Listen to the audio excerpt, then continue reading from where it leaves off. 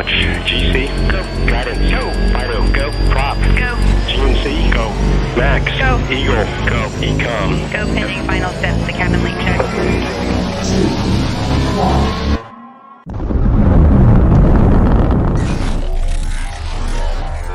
Is there anyone here that would like to communicate with us? Can you give us a sign?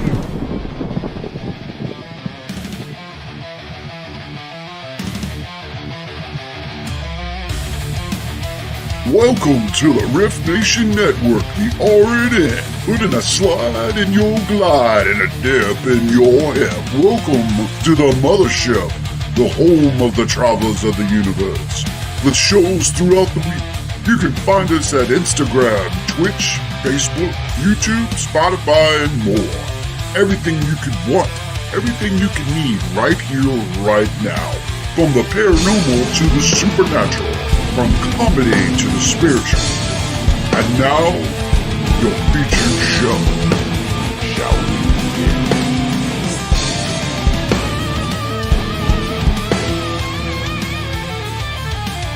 It's showtime, folks! Podcast may contain material that some listeners may find sensitive, offensive, or disturbing. We strive to create respectful and informative content, but topics discussed may include mature themes such as violence, explicit language, or controversial subjects, triggering content including discussions related to mental health, trauma, or other sensitive issues, explicit language. Occasionally, our guests or hosts may use strong language. While we aim to handle these topics with care and empathy, we encourage listeners to exercise discretion. If you find any content distressing, consider skipping or seeking support. Remember that this podcast is not a substitute for professional advice. If you need assistance, please consult a qualified.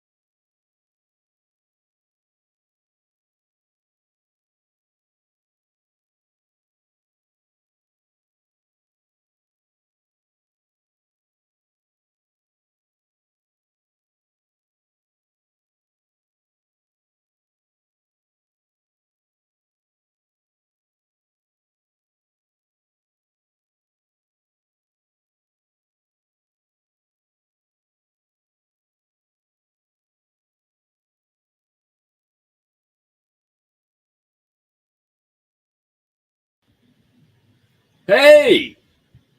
Kelley, what's up, brother? Thank you for joining us. Welcome, everybody, to another wonderful edition of the Otters Den. Tonight, I have a very special guest on. His name is Mr. Kelley Meyer. Move your head to the side just a second. I want to see that sign back there. I know it's backwards, but Project Find Your Fire. We're going to talk a little bit about that tonight. Okay, you can come on back. Like, get out of my camera. Like I said, thank you for joining in. Hello, Mort. Hello, Ashley. Thank you for joining us, and thank you to everyone who's going to pop in here pretty soon. One thing I do, Kelley, when people come on and make comments and ask questions is I throw them right up there when I can. Hey, Michelle, thank you for joining us. Please share out. Sharing is caring. And I know you all care about me, and I care about you very much. And Kelley cares a lot about people too, because he helps a lot of people. So Ed, Mr. Odell himself is in the house, the founder of the Riff Network Nation. Thank you, Ashley. How you doing? Lisa Campbell, the almighty sound effects lady, is in the house. Lisa Campbell, if you ever watched Drunken Oracle, Kelley, with me and okay. Yeah. Lisa was the almighty sound effects lady. She made all the sound effects in the background. That's perfect. Yeah. Hey, Gabby, how you doing? I'm excited about tonight. But I know you have to get up early in the morning. So Normally the show goes an hour. If it goes over a little bit, no problem. But I know when you need to go, you say so. Because the last time we did this, you were here in my house. Yeah. And we went for 4 hours and Facebook shut us down and we started over. Yes. Yes, sir. I didn't even realize that Facebook had a time limit on how long you could go live. It does. I was that day years old when I found out. Yeah. It was a beautiful thing. It was a beautiful thing. It really was. Yeah, absolutely. You met Renee? You know Renee? Yep. Yep. All right. Well, we're going to get started here. That's awesome, Gabby. I'm happy to hear that. I really am. What the? Hang on. Microsoft Copilot just popped in front of me. What the? I didn't hit any buttons. I don't need a Copilot. I got this. Eventually, I wouldn't mind having a Copilot, but that's down the road. Anyway, getting back to you. It ain't about me tonight. It's about you. You. See, I just got to prove to myself that I can point in the right direction because everything's backwards. If I actually point to you, I'm pointing over there. Yeah, so do that again. How? Why don't we start by introducing you, as in Kelley Meyer. Who is Kelley Meyer and how did Kelley Meyer get to be Kelley Meyer? Because when I met Kelley Meyer back in high school, we had some fun, let me tell you. We hung out, we were brothers. They had a studio downtown that they practiced their music in. They had a band. We saved money for the Puppy Chow Fund to go buy gut bombs. And if you don't know what that is, that's food fund to go buy burgers. Yeah. We made up all kinds of stuff. And what was it? Oh, we were listening to the words of that one Rolling Stones song, trying to get them down so you guys could do it. Yeah.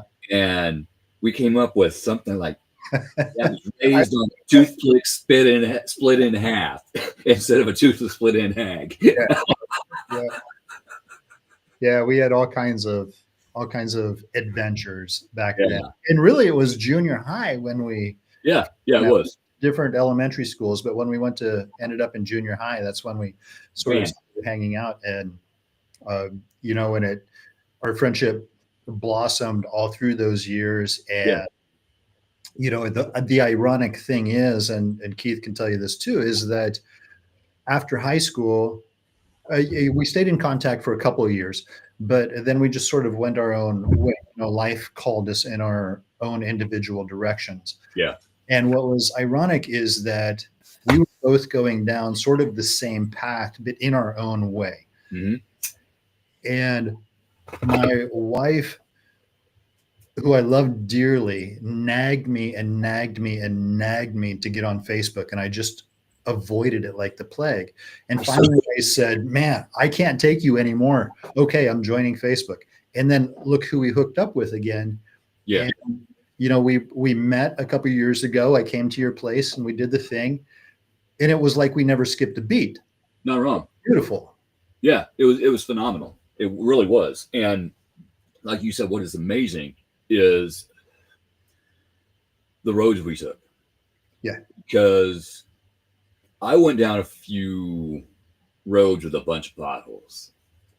And eventually that led me to a place where I could park for a while and look at myself in the reflection of a lake. And I knew I needed some help, so I asked for it. And then I found a new road to drive on. And you were on that same road. Yeah. And that's how we got together.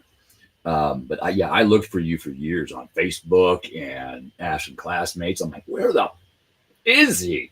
Nobody knew. Yeah. Nobody knew. I looked for you at the reunions and don't tell anybody, but that's kind of the only reason I went. Not really. But hey, Lisa, how you doing? It's amazing, and we've talked about this before. how two people can be so close, and then something happens, an event, in our case, graduation, and you go your separate ways. You know, you got a job over here, I get a job in town, I stay in town. People move halfway across the country, and then all of a sudden, once we go through our own journeys in order to learn about ourselves and others, Spirit says, "Okay, you're ready.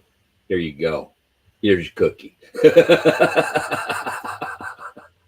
That's exactly it. To answer your question, though, who am I? For some of you who are popping on know me, so it's kind of rehash, but many of you probably don't. So who I am is that I am a board certified international coach. I'm a speaker. I'm an author. I've done one-on-one coaching, group coaching, facilitated workshops. We get to travel all over the place doing what we love to do. And I've done it for almost 30 years now. It's like 28, 27, 28-ish, but I like to say almost 30 because it sounds better, I guess. I don't know. But it's getting pretty close to 30. And how this all worked is that after high school, I was doing the band thing, which turned out really pretty well for a while. And then something happened and I'd kind of lost that. And when I lost that, I lost my identity. I lost who I am. And we're going to get to identity. We're going to talk about that. And at that point, I knew my wife. We were dating, even though we didn't officially really date, but we were as close to dating as you probably could get. And I said, you know, I'm lost. I don't know what to do with my life anymore because this is all I know. That's where I'm at. She said, you love kids and you love music. Why not be a teacher? So I said, why? I'm not doing anything else. So why not? So I started with my undergrad in education, and I loaded up on psychology courses because I was totally fascinated with human behavior and why people do what they do. Then I started teaching high school. I did K-12 instrumental, kindergarten general music. And while I was doing that, I started working on my master's degree. And because I had so many credits in the psychology world, they allowed me to take graduate level psychology courses, human behavior courses, as long as I used them towards my education degree as an elective. So I totally loaded up on psychology and human behavior courses. Absolutely. Got my education master's and started teaching college, and then started doing my doctoral work at Boston University. So I did my doctoral work in education, but because I had so many already graduate credits in psychology and human behavior, they allowed me to load up on psychology, doctoral level psychology courses as electives, as long as I used them towards my education degree. Right. So I'm almost double degreed all the way through, but I've never declared that as one of my majors. So it's education, but the fascination with human behavior. But when I started doing this, I began already sort of working with people just as an informal sort of thing. I started writing some things. I was already doing research on stuff because of the degrees. I kind of had to anyway. But almost day one, when I started teaching, there were a couple high school kids who gravitated towards my office as their safe place. Like, I could tell right away they didn't want to go home. They didn't have any place else to go. And so I started working with these kids a little bit. And then I had a parent call me one day, and the dad said, "Hey, are you talking to my kid?" And I thought I was going to get my ass beat. Yeah. And I said, "Yeah, I am." And he paused, and then he said, "Would you talk to me too?" I'm like, "Yes, I absolutely 100% will." That's amazing. That led me to talking with dads, which led me talking to friends of parents. And then I started being asked to speak in different places and doing workshops in different ways. And that just sort of built. And so that's where the birth of Project Find Your Fire came in. So as I was teaching for all of these years, Project Find Your Fire was really becoming a second full-time job. Fast forward to 2016, and the university system where I'm an associate professor is doing a reorganization, and we don't know what's going to happen. Even Right. tenured professors are being let go because of this reorganization. That's just the reality of the business of education. Yeah.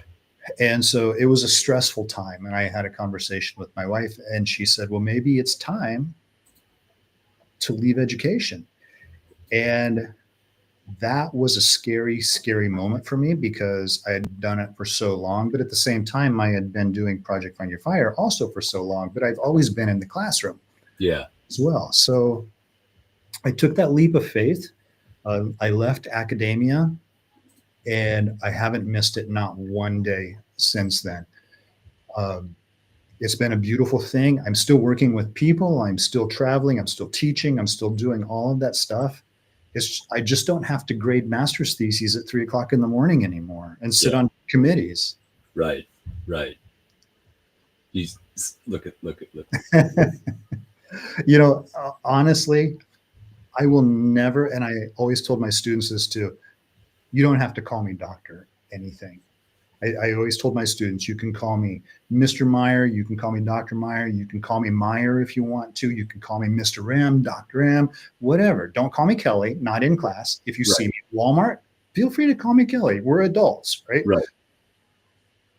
But I know I have peers who you will call me. My ego's not that big. I don't care what you call me. Yeah, it's the same way in the paranormal field. I am psychic, medium, blah, blah, blah. I have this, and this, and this.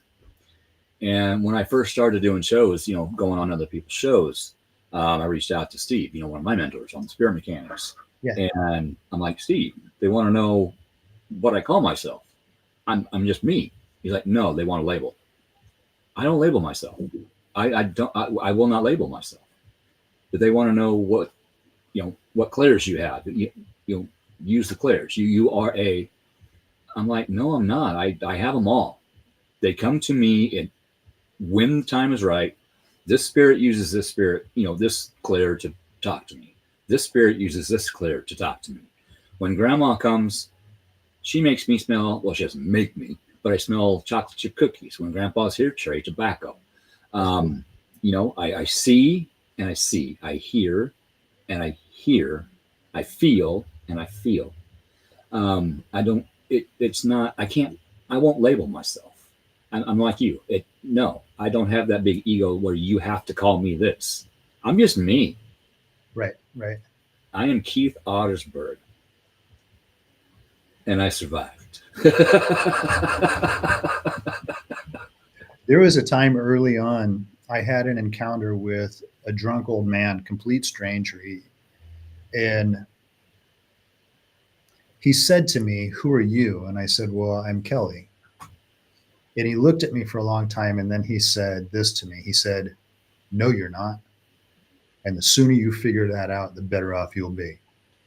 And Really? on it goes. I'd never seen the guy again in my life. It's almost as if this old man showed up in my life just to deliver that message.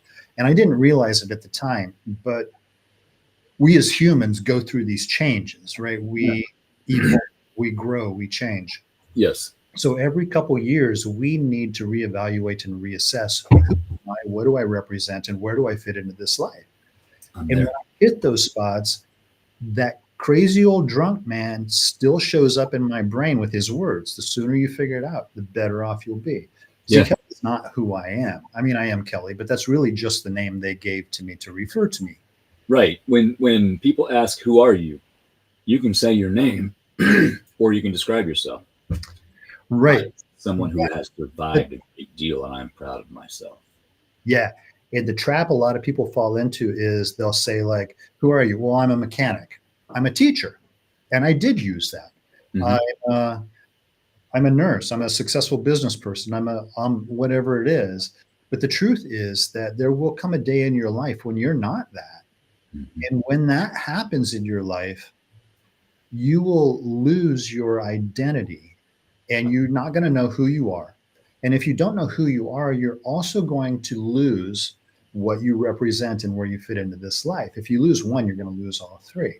Yeah. And that's when people seek out a life coach and they're like, I don't even know who I am anymore. Yeah. Here's what I tell people is that instead of tying who you are to what you do, which is what most people do, instead discover the attributes that made you what you are. So in other words, what attributes make you a successful mechanic or a successful business person or a teacher, or for me, a coach, a speaker? There's a day that I'm not going to coach, a day that I'm not going to be a speaker. But what I am is I am loving, I am creative, and I am compassionate. And you can, those are all transferable skills. Yeah. Right? For a mechanic, it might be creative, resilient, determined, or whatever it is for you. Those attributes you can transfer over to any aspect of your life. Yes. There's a day when you're not a mechanic, right? There was a day when I'm not a teacher, but I didn't lose my identity. You didn't lose your identity because we understood of those things that made us that. And then we can go on and do something else in our life using the same attributes and be just as successful.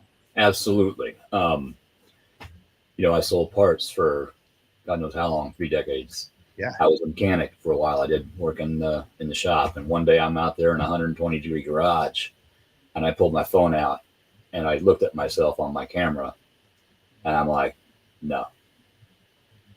Spirit has been telling you for months that this is not for you anymore. Stop. So I stopped. And then after the fire, I've been putting up with a lot of BS at my job for decades. And one day I woke up in the rental and I said, you know what? I'm done. I hadn't got my insurance yet. I didn't know how I was going to support myself. I just said, you know what, Spirit, you've been telling me for a long time. You win. I'm done. I quit. Yeah. Yeah. And then I stood up for myself with my girlfriend at that time and got blamed for everything. And that's fine. But I stood up for myself. I had the strength to finally stand up for myself. And I did it in a much better way than I ever used to. I was proud of myself.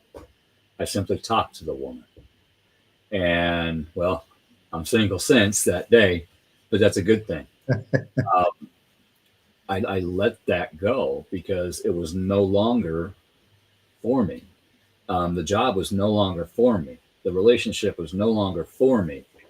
And as soon as I did that, I let Shannon know, my now ex, and because I had been having issues with getting her to sign the divorce papers, et cetera, and the insurance papers because she was on the insurance. And she's like, cool, I'm coming up tomorrow. We'll get it done. We got everything done in one day. There were concerns she had about the financial aspect and this other person. I understand. Thank you for that. And then I got scammed out of my money and I had to get a job. And I wanted a job at this tool place because I know tools. Nope. Okay. At this parts store because I know parts. Nope. I used to say my mistake. It wasn't a mistake. I asked for what I was worth instead of what I was being paid doing that job. But nobody wants to hire you when you have 30 plus years of experience. They don't want to pay you what you're worth. They want to hire a podunk who doesn't know anything about and train them. Cool. I understand that. Every place, everybody needs to start.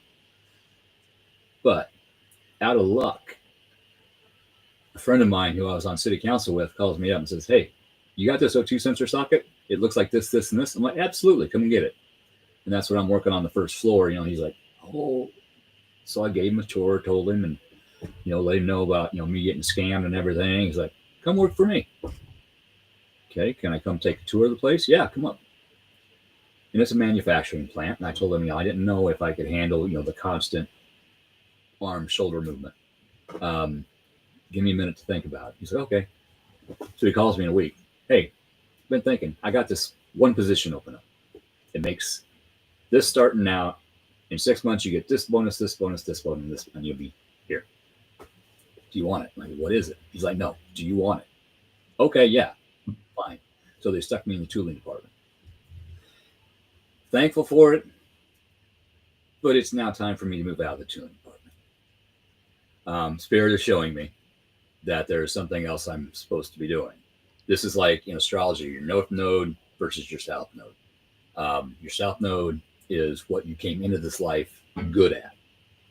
Mechanical skills, figuring out problems, troubleshooting. Okay. Had to figure out my life's purpose, my soul purpose. And that took a long time, but it's teaching, healing. That's what I'm supposed to be doing. So I'm getting into it, and I'm getting into it a little bit more. I recently got my Reiki Masters, so I'm going to do a little bit more studying on that, and then I'm going to start thinking about tarot cards. I do dabble in that, Drunken Oracle. A lot of those readings off of the funny pictures hit home for a lot of people. So I know I can do this, but that fear of failure is always there. Oh, yeah, for sure. Childhood. That is from my childhood.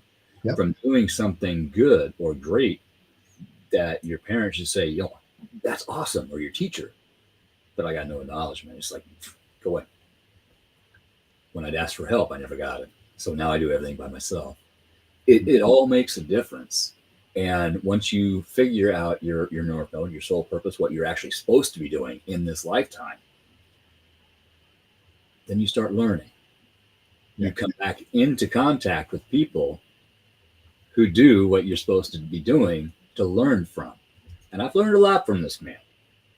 I've listened to him. I've taken notes. I've learned a lot. So it's an awesome journey.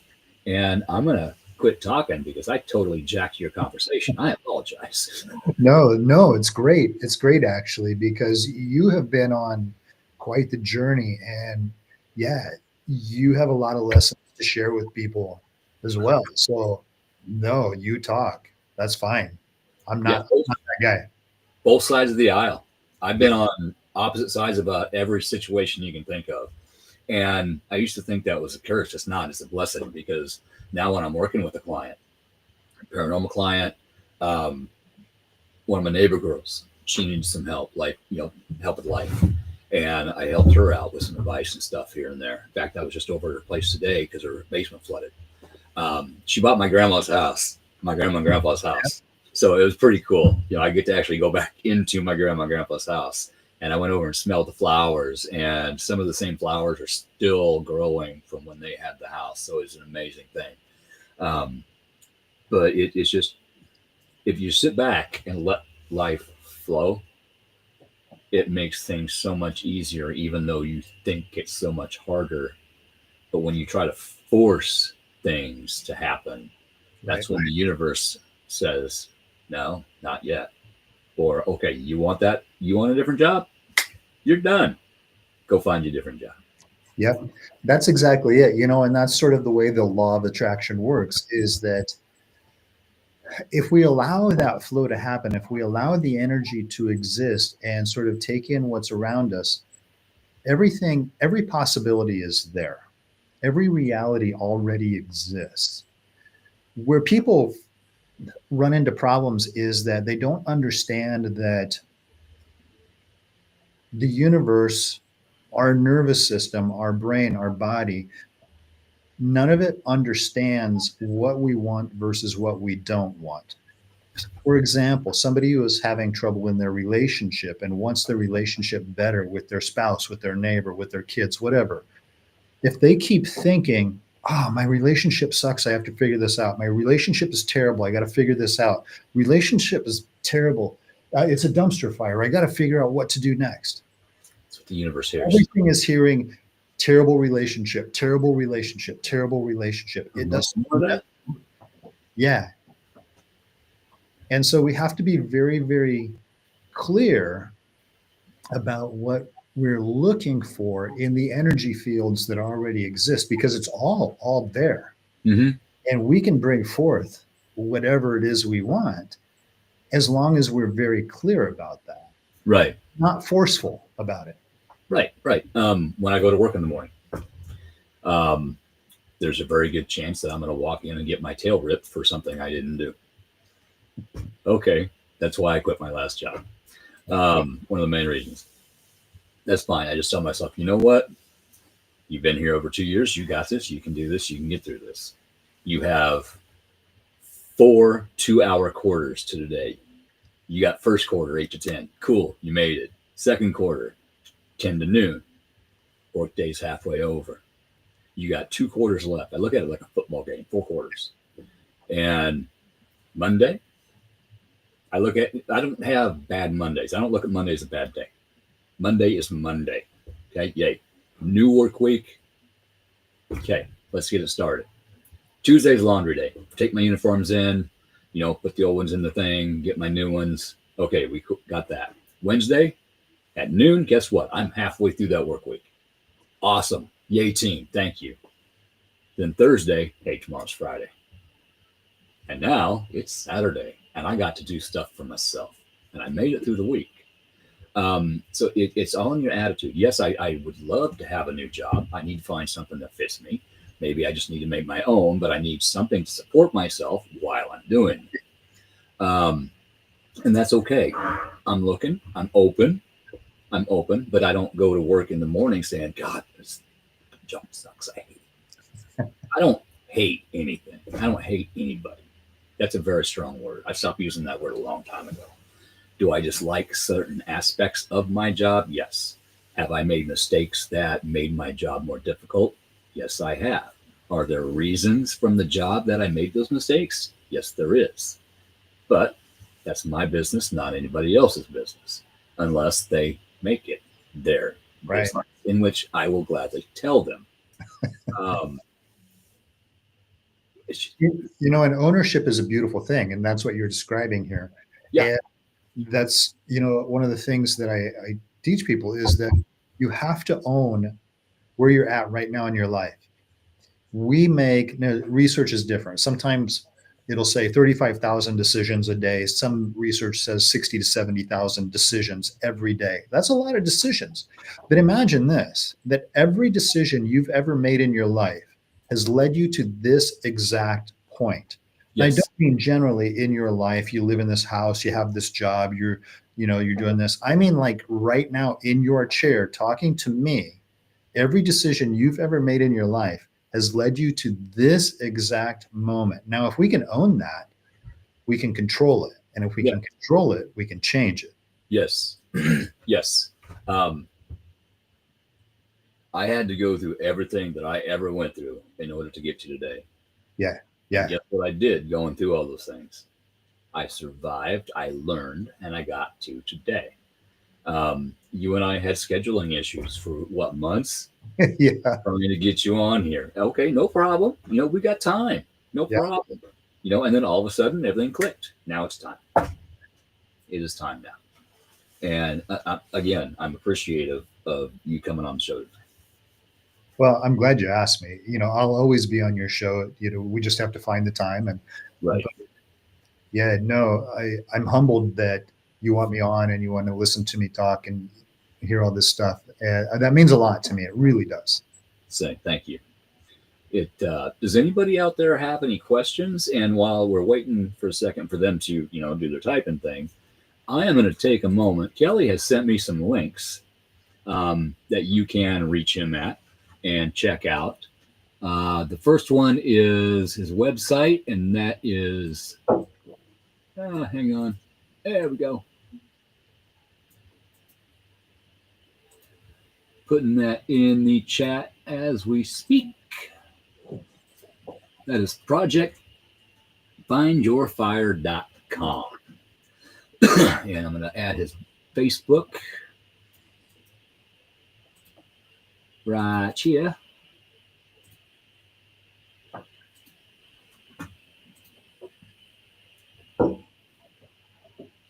And his other Facebook right here. And then I'm going to throw something really cool in there.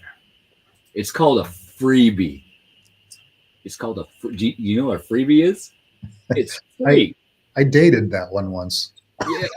Yeah. Okay, this one. If you click on this one, this is projectfindyourfire.com 7 steps. You want to explain that a little bit, Kelley? Yeah. So whenever we try to make positive changes in our life, New Year's resolutions or whatever it might be, you're working on your weight, you're working on your finances, whatever it is, areas in your life that you need to try to improve. We get started on them, but then we tend to let them slip and we fall short of where we want, right? Yeah. The 7 steps are 7 steps that you can take to make positive changes permanent in your life. But you have to do the thing, right? You can, if you read it, it's just words on a page. You have to actually do the work. Yeah, reading you can get the knowledge, but me quitting these is a thing. Yes, I've been asking you about those for a long time. Yeah, I know. It is here. It is here. I make progress on certain days, and then Spirit says, "No, not yet. It ain't time yet.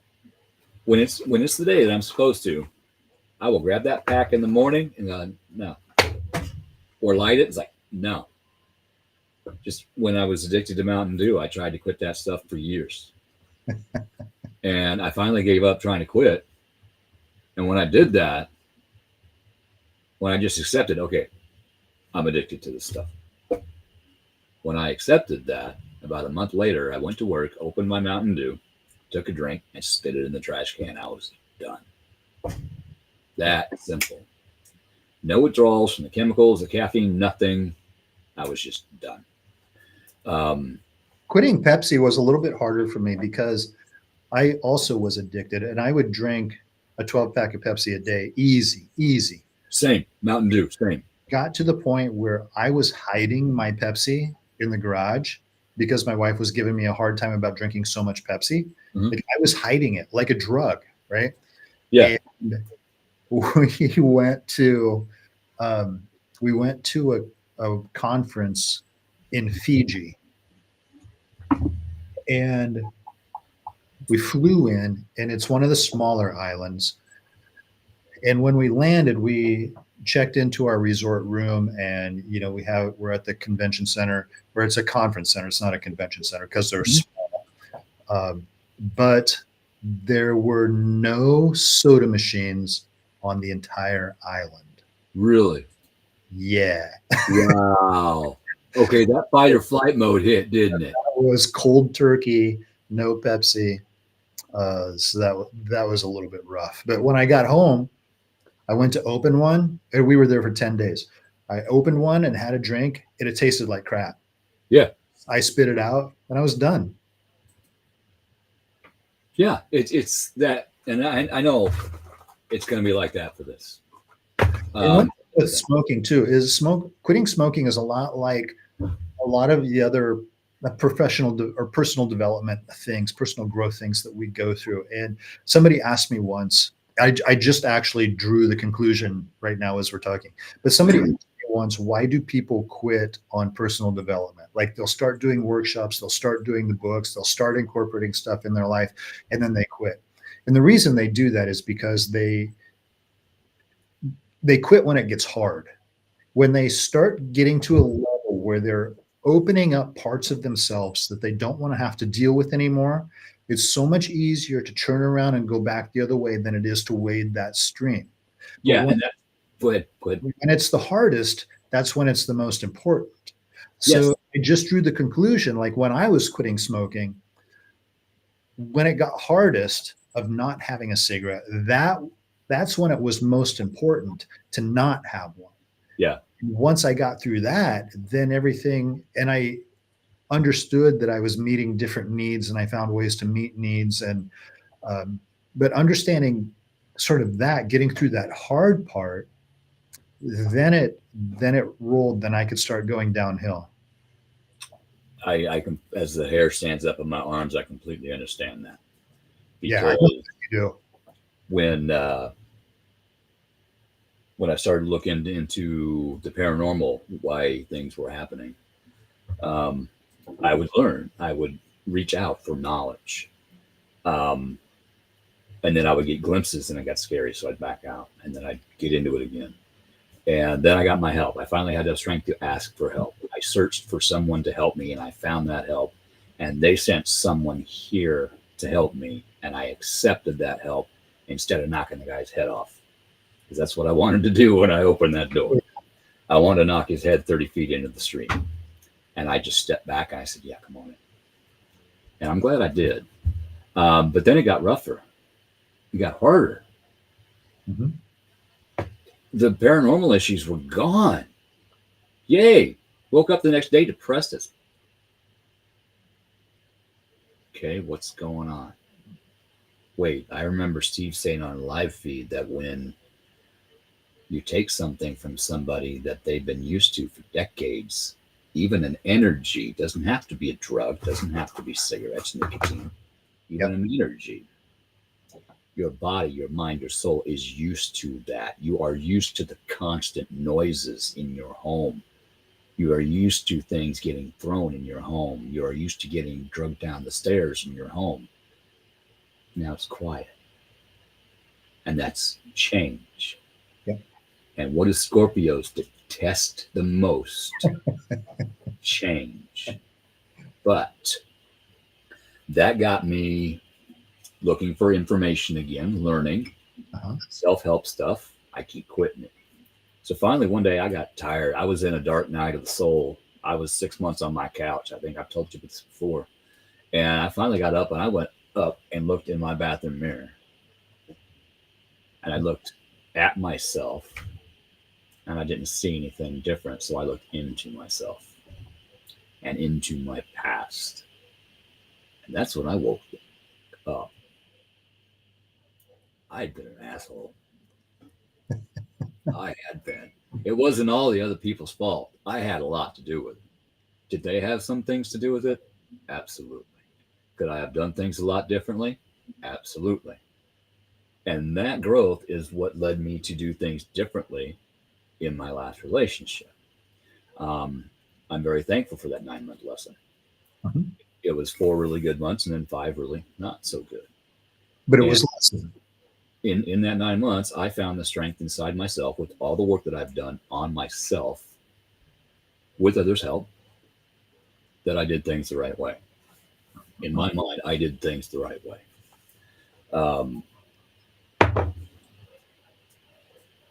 But I did it when things were most difficult. Yeah.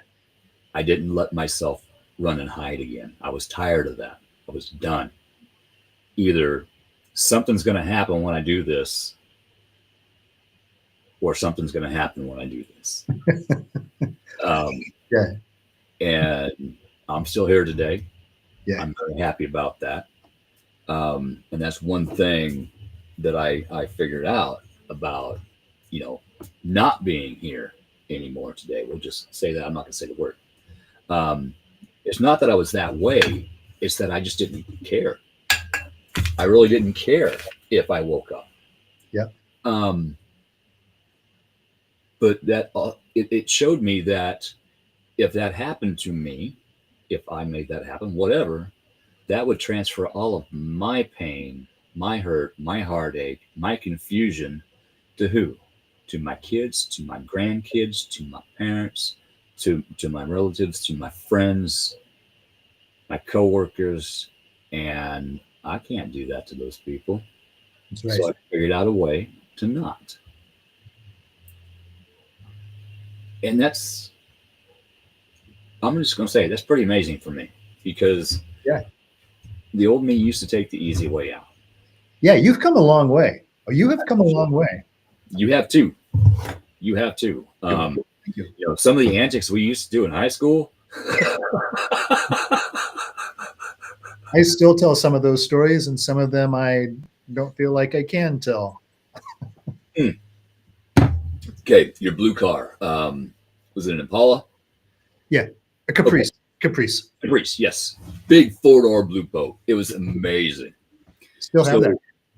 You are you serious? Yeah. Oh, dude, you got to send me pictures. I still got my white Mustang. It's in pieces in the driveway, but I still got it.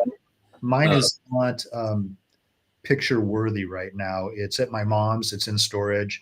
It needs work. My Mustang's on jack stands in the garage, no rear differential, no engine. It's yeah. But anyway, Yeah. I digress. As the professionals say. Me and him were out cruising around one night after school, and the cheerleaders were having a car wash at McDonald's parking lot. So we think, oh, we should do this Cheech and Chong thing where we smoke so many cigarettes it's just completely filled, and we roll down the windows and it just rolls out. So we did that. If I remember right, didn't we go downtown one night and plug a parking meter and just sit in lawn chairs? Yeah, we did. We used to do some crazy stuff. I look back at some of the stuff I did back there and then, and I shouldn't be here. Oh yeah. I know. Same thing. I tell stories, and my mom even says, "I don't even know how you're still alive," and she doesn't even know half the stuff that I did. That taking the pinto out. I don't think you were along on this night, but a bunch of us went out, and there were some really big, what are they called? In fields with a hill, terrace. Yeah. We went terrace jumping, and Yeah. we'd roll the car, and then we'd get out and push it back over and do it again after we popped the dents out of the top of it. Yeah. So we did some stupid stuff. The tracks out by Sadoff's junkyard. We Dukes of Hazzard. Yeah. Yeah, crazy things. But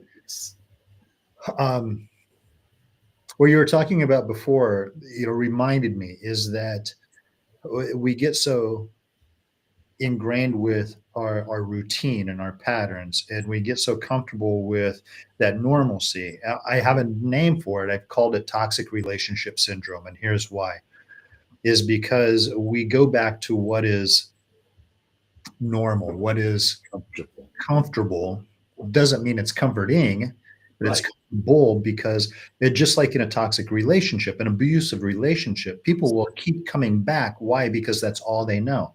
It's their normal. But we do that with our own emotional state too, because people with depression who come to me, there are people who will fight harder to stay depressed because losing their depression is scary. They don't know what life is like without it. Yes. They know what it's like to go into depression. They know what the depression is. They know how long it's going to last. They know what it's like to come out of it. And then they're like, this is just part of my life. Mm-hmm. And so that's going back to what's comfortable. I had a client once who she would contact me like a half hour before our session would start. She's like, I can't meet today. The depression is so hard. I can't do this. I'm in my bed still. I've got my hoodie on. I'm just crying. I'm sobbing. I'm just a snotty mess. I'm like, get your ass on the phone, because this is exactly when I want to talk to you. I don't want you when you're having a good day. Nobody ever grew when they're having a good day. No. I need you right now so that we can deal with the demon that's on you right now. Yeah. And so it took a little bit of time, but then she finally agreed to it, and then out of it. And now today she's actually doing her residency for a clinical therapist. Nice. Yeah. My ear just went off. Sorry. It's the same way in the paranormal field when you're helping somebody with the paranormal. Yeah. When nothing's going on, they're fine. You keep trying to work with them. You keep trying to get information from them, but I'm busy. Okay. All right. And then all of a sudden, Friday night, you're getting ready to go to bed, 11:30 after watching TV, going to, whatever. Your phone rings, it goes off, whatever, messenger, it's help. Yeah. Okay. So you message them back. You ask your questions. They don't want to give you information. They don't want to talk. They don't want to video conference. They don't want to talk on the phone. It makes it difficult. Mm-hmm. It's not impossible, but it makes it difficult. It takes a lot more energy. And a lot of times they'll hide things from you that they've done. But we can feel, we can see, we know. Yeah. But when we are helping somebody, we need all of the information that we ask you about. Mm-hmm. That includes, I'm just like, use paranormal for an example. What chemicals do you have in your home? Are any of the lids loose? Do you have mold in your home? How old is the wiring? What's the foundation made of? What is in the dirt around your home? What's in the bedrock? Do you know the past history of your home, of the land around your home? Medications, illicit drug use, alcohol abuse. We don't want to have to ask those questions, but we need to ask those questions. Mm-hmm. Have you had your house and your basement tested for radon gas? It all can make a difference. How old is do you have a fuse box with the old screw-in fuses? Or do you have an older breaker box? Or do you have a newer breaker box? Yeah. EMF is a thing. It can be toxic. Yeah. Just like relationships. Yeah.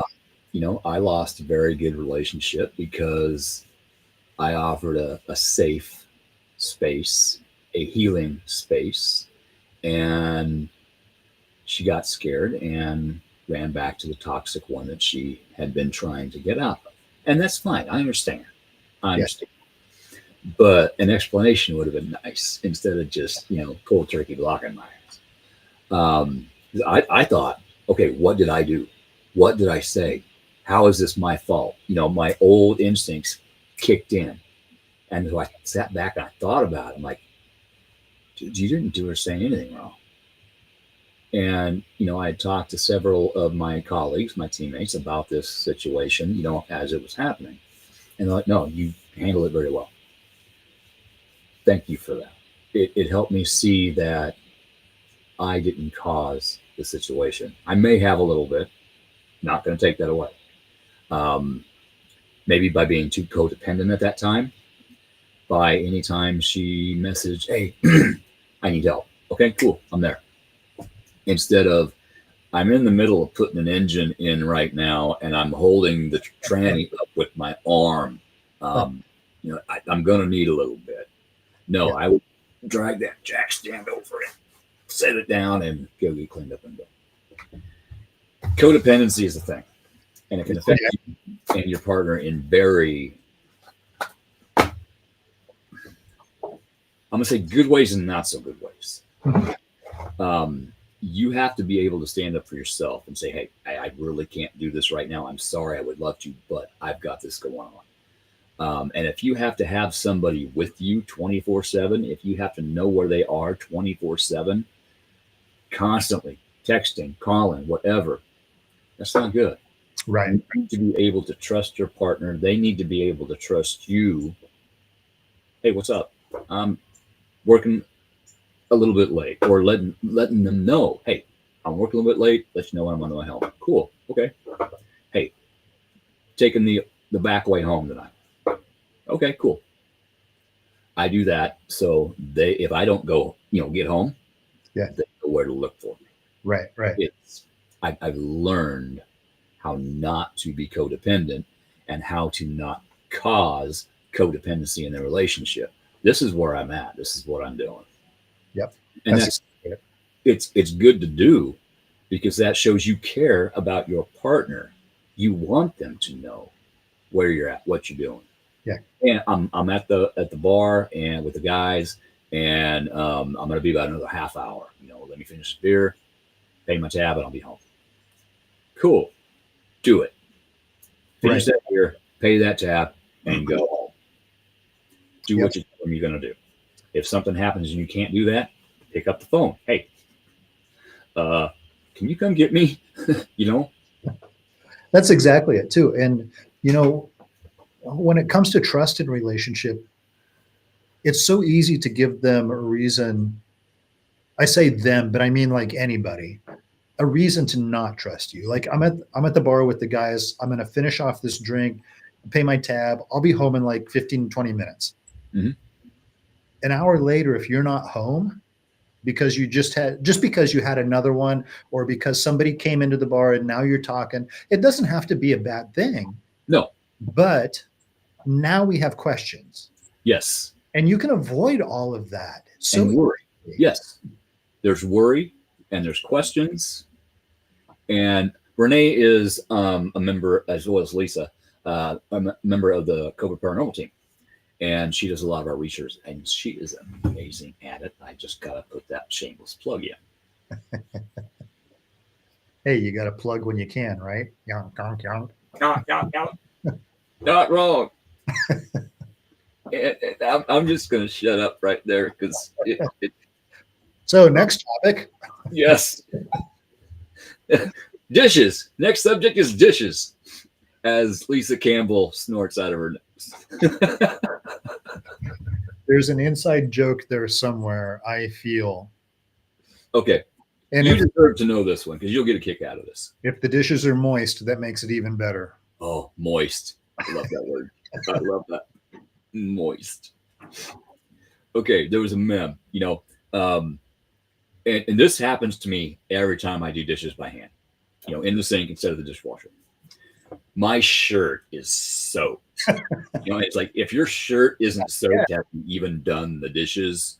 Yeah. And that got to the moist comment and the wet comment. So now doing the dishes has a whole nother meaning. Look. Yep. You try and you do, Renee. You try and you do.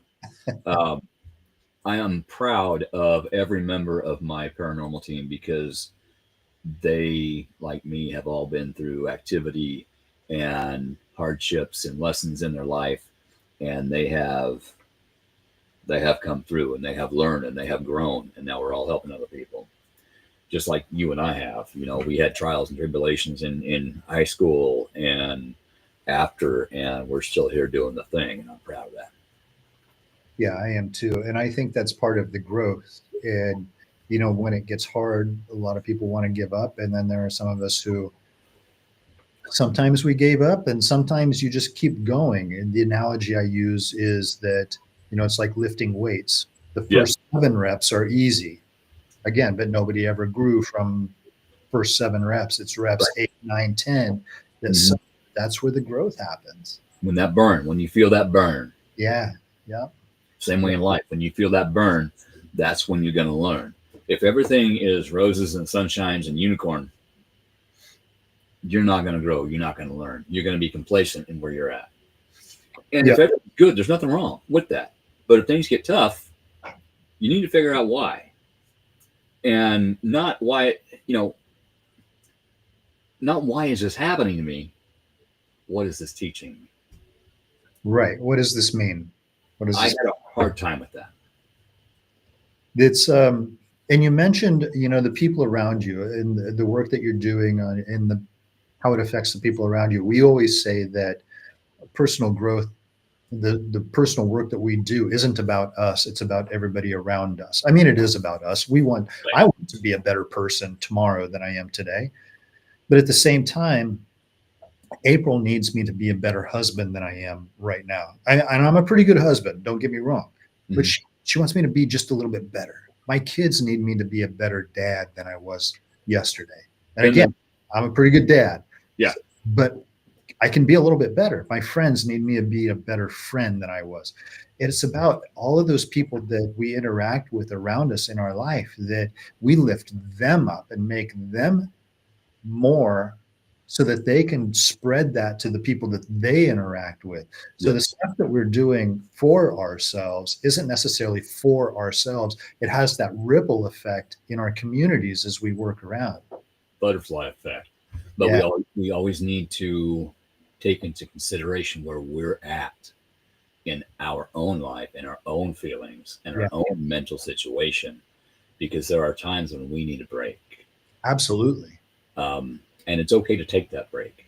I like to use the analogy of a teacup on a saucer. Keep your cup full. Fill it so it's over spilling, and there's a little bit on that saucer. Use that to feed out to others. But keep your own cup full. And if something happens and your cup empties, do the work in order to refill it so that you can get back up to who you are. Yeah. And it's not easy sometimes. And I still have my days. At the beginning, you know, I'd always hear people say, well, take care of yourself and do this for yourself. And, you know, when the masks drop in the airplane, put yours on first so you can take care of yourself first. And I always thought, that's so selfish. I need to help other people. That's my purpose in life. Right. And then I got to a point where I needed to heed that advice and step back and take care of myself. And I discovered something beautiful is that once I started taking care of myself, I actually had more that I could give to other people. Yes. And so since that point, the focus has been here, but at the same time, I have more that I can give out. And it's funny when we do workshops, you know, we're working with other people, and I have to stress to them that even though the work I'm having you do, and I'm up in April's office right now. In my office, I create a workbook for every workshop, different workshop that I do. Mm-hmm. And I stress to people that even if it's rudimentary development work, we still go through this process constantly because we have to reevaluate who we are, right? Every day. Lots of times when I do most of the work during a workshop, I do most of the speaking and working with people. April comes and she's like the color commentary kind of person and puts her 2 cents in where she does well. she can. Yeah, she does an awesome job. Yes. But she is almost always sitting at a table off to the side or in the back with the workbook, actually doing the work. And I'm like, you guys look at this because we developed this. We invented this. We've done it for a long time. And she's doing the work right now with you. Yeah. That's how important it is. And you can't stop doing it. No, you can grow from a situation. Yeah. You had a childhood trauma. Okay. Something happens now. And Mercury goes into retrograde and brings it back up for you to look at. And you actually look at it. Okay, this happened because this person did this and I did this. And you think about it during the shadow period. Okay, we could have totally avoided that if I would have done this instead of that, and they would have said this instead of that. That's what the retrogrades are for. They're here to help us. But it's like layers of an onion. Yeah. Okay, you got through the first layer. Now, let's get to why that situation never came up in the first place. Okay, you got through that one. Now let's get a little deeper. Yeah. And I still have repeating cycles come up. And now it's like, okay, let's look at this. I used to hate Mercury and Pluto retrogrades because I would get my ass handed to me. You know why? Because I wasn't doing the work.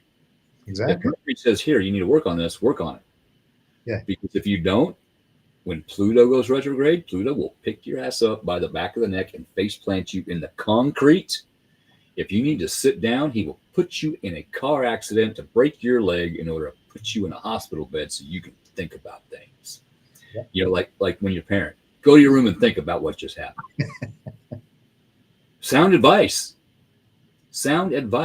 But did we really? No, we went to our room and pouted about it. Yeah. Then we're just mad, like, yeah, shit in my room, my ass. I'm going to go out and beat something.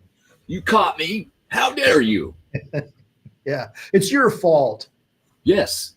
Yeah, exactly, Lisa. Peel the onion. And do you cry when you're actually physically peeling an onion? Yeah. Yeah. Run under some water. It helps. Scorpio, water energy. Allow that water to flow if you need to. And that's the thing between a traumatic experience and living with trauma is kind of what you described, and kind of the way that I teach it is that right, Renee. Traumatic events happen in our life, but it's nothing more than a moment on our timeline. That's all it is. But we as humans assign meaning to things. That yes, we do. emotion that we gave to that event, anytime you give meaning to something in your past, it will become part of your future at some point. And whatever the meaning you gave it is going to keep showing up and showing up. And that's what living in trauma looks like. Now, let's say we have a traumatic experience that is really a bad one. We could say, well, I'm the victim. This always happens to me. My life has changed forever now. It'll never be the same. Now I have to suffer this day after day after day. And that's going to be our future. Or we can say, you know what? I'm stronger than I thought I was. I have more resources than I thought I had. It showed me I don't have to live in that. Right. That can become our future too, from the very same event. This happened. How can I learn from it? Yeah. To help myself.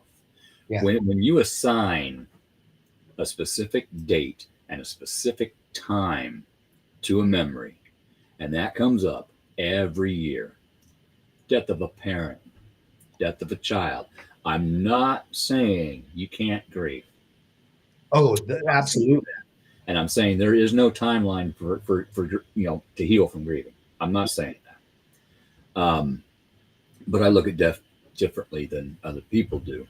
A death of one of my children would hit me very hard, and it would take me a while. But now when someone passes away, especially if they've been laying in a hospital bed for months suffering, they get to go home and have that happy reunion with their parents and their aunts and their uncles and their friends, and they're not hurting anymore. Right. And we don't have to stand there around them while they feel guilty about us being around them in that hospital room instead of enjoying our lives. It's I don't want to say it's a relief, but I'm happy for them. Does it make me sad that we lost them? Absolutely. Sure. But to this day, I cannot tell you the day, the time, or the year that my dad passed because I didn't memorize it. Because I was happy he was no longer here suffering. Same with my mom. I know it's been around a year, and that was because the Facebook memory popped up. Otherwise, I wouldn't have even thought about it. I did my grieving. I talked to her. I had conversations with her. I healed things. Same way with Dad. Me and Dad's relationship was really different. And I thought a lot of things that weren't true. And once he passed and he could actually have those conversations with me because he had dementia, that is when I really learned a lot about my childhood. And I really started looking at it.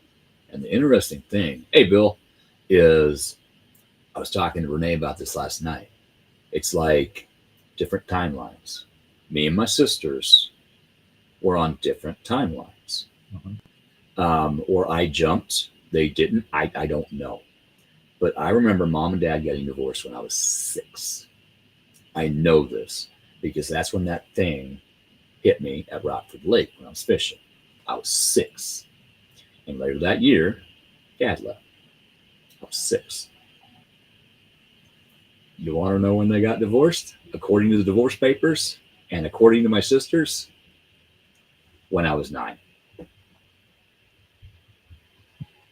When I was 9. And I remember things they don't. But there was a commonality in that house. None of us wanted to go upstairs to the attic. We would turn the light on, the light would not work. We'd tell Dad the light bulb was burned out. He'd go in, hit the light switch, it'd work. But he wouldn't go up either. I can remember that house to a T, except for half of my bedroom and half of the basement. It's really strange. So I'm working on that because when Steve took that thing out of me, I lost 3/4 of my memories. I can't play the saxophone anymore. I didn't remember my kids' births. I could go on, but 3/4 of my life was just gone. But over time, I got those memories back. When I did good things for myself, or really good things for others and really help them, Spirit would say, good boy, here. Yeah. Then, wait, there's more. Then I got to work through those memories to heal myself from those memories. And it's an ongoing process. Oh yeah. It's never going to stop. I will always be healing, always, till the day I die. As I look out and see the sunset through the curtain, that's gnarly. That's awesome. God, I haven't said gnarly in a long time. I was gonna say, what the heck?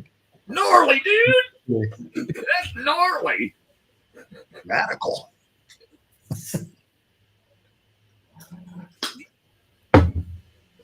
Oh, I guess the point me and Kelley are trying to make is if life's tough, there's a fucking reason. Are you doing the work you're supposed to be doing? If you're having a rough time at your job, are you doing your job? Are you doing your job the way that you should be doing your job? I'll admit it now. At my last job,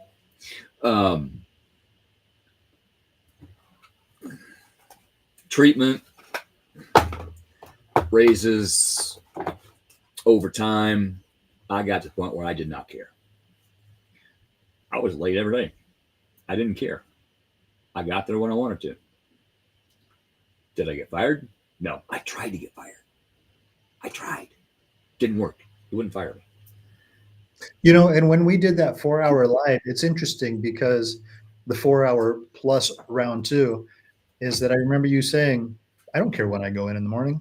Because I kept saying, don't you have to work in the morning? Like, it's like 2 o'clock in the morning now. Do you have to work? It doesn't matter when I get there. He wouldn't fire me. Why? Because he needed someone there that would do the work. I did the work. But when the work was done, I pretty much stood there and scrolled on Facebook until a customer came in.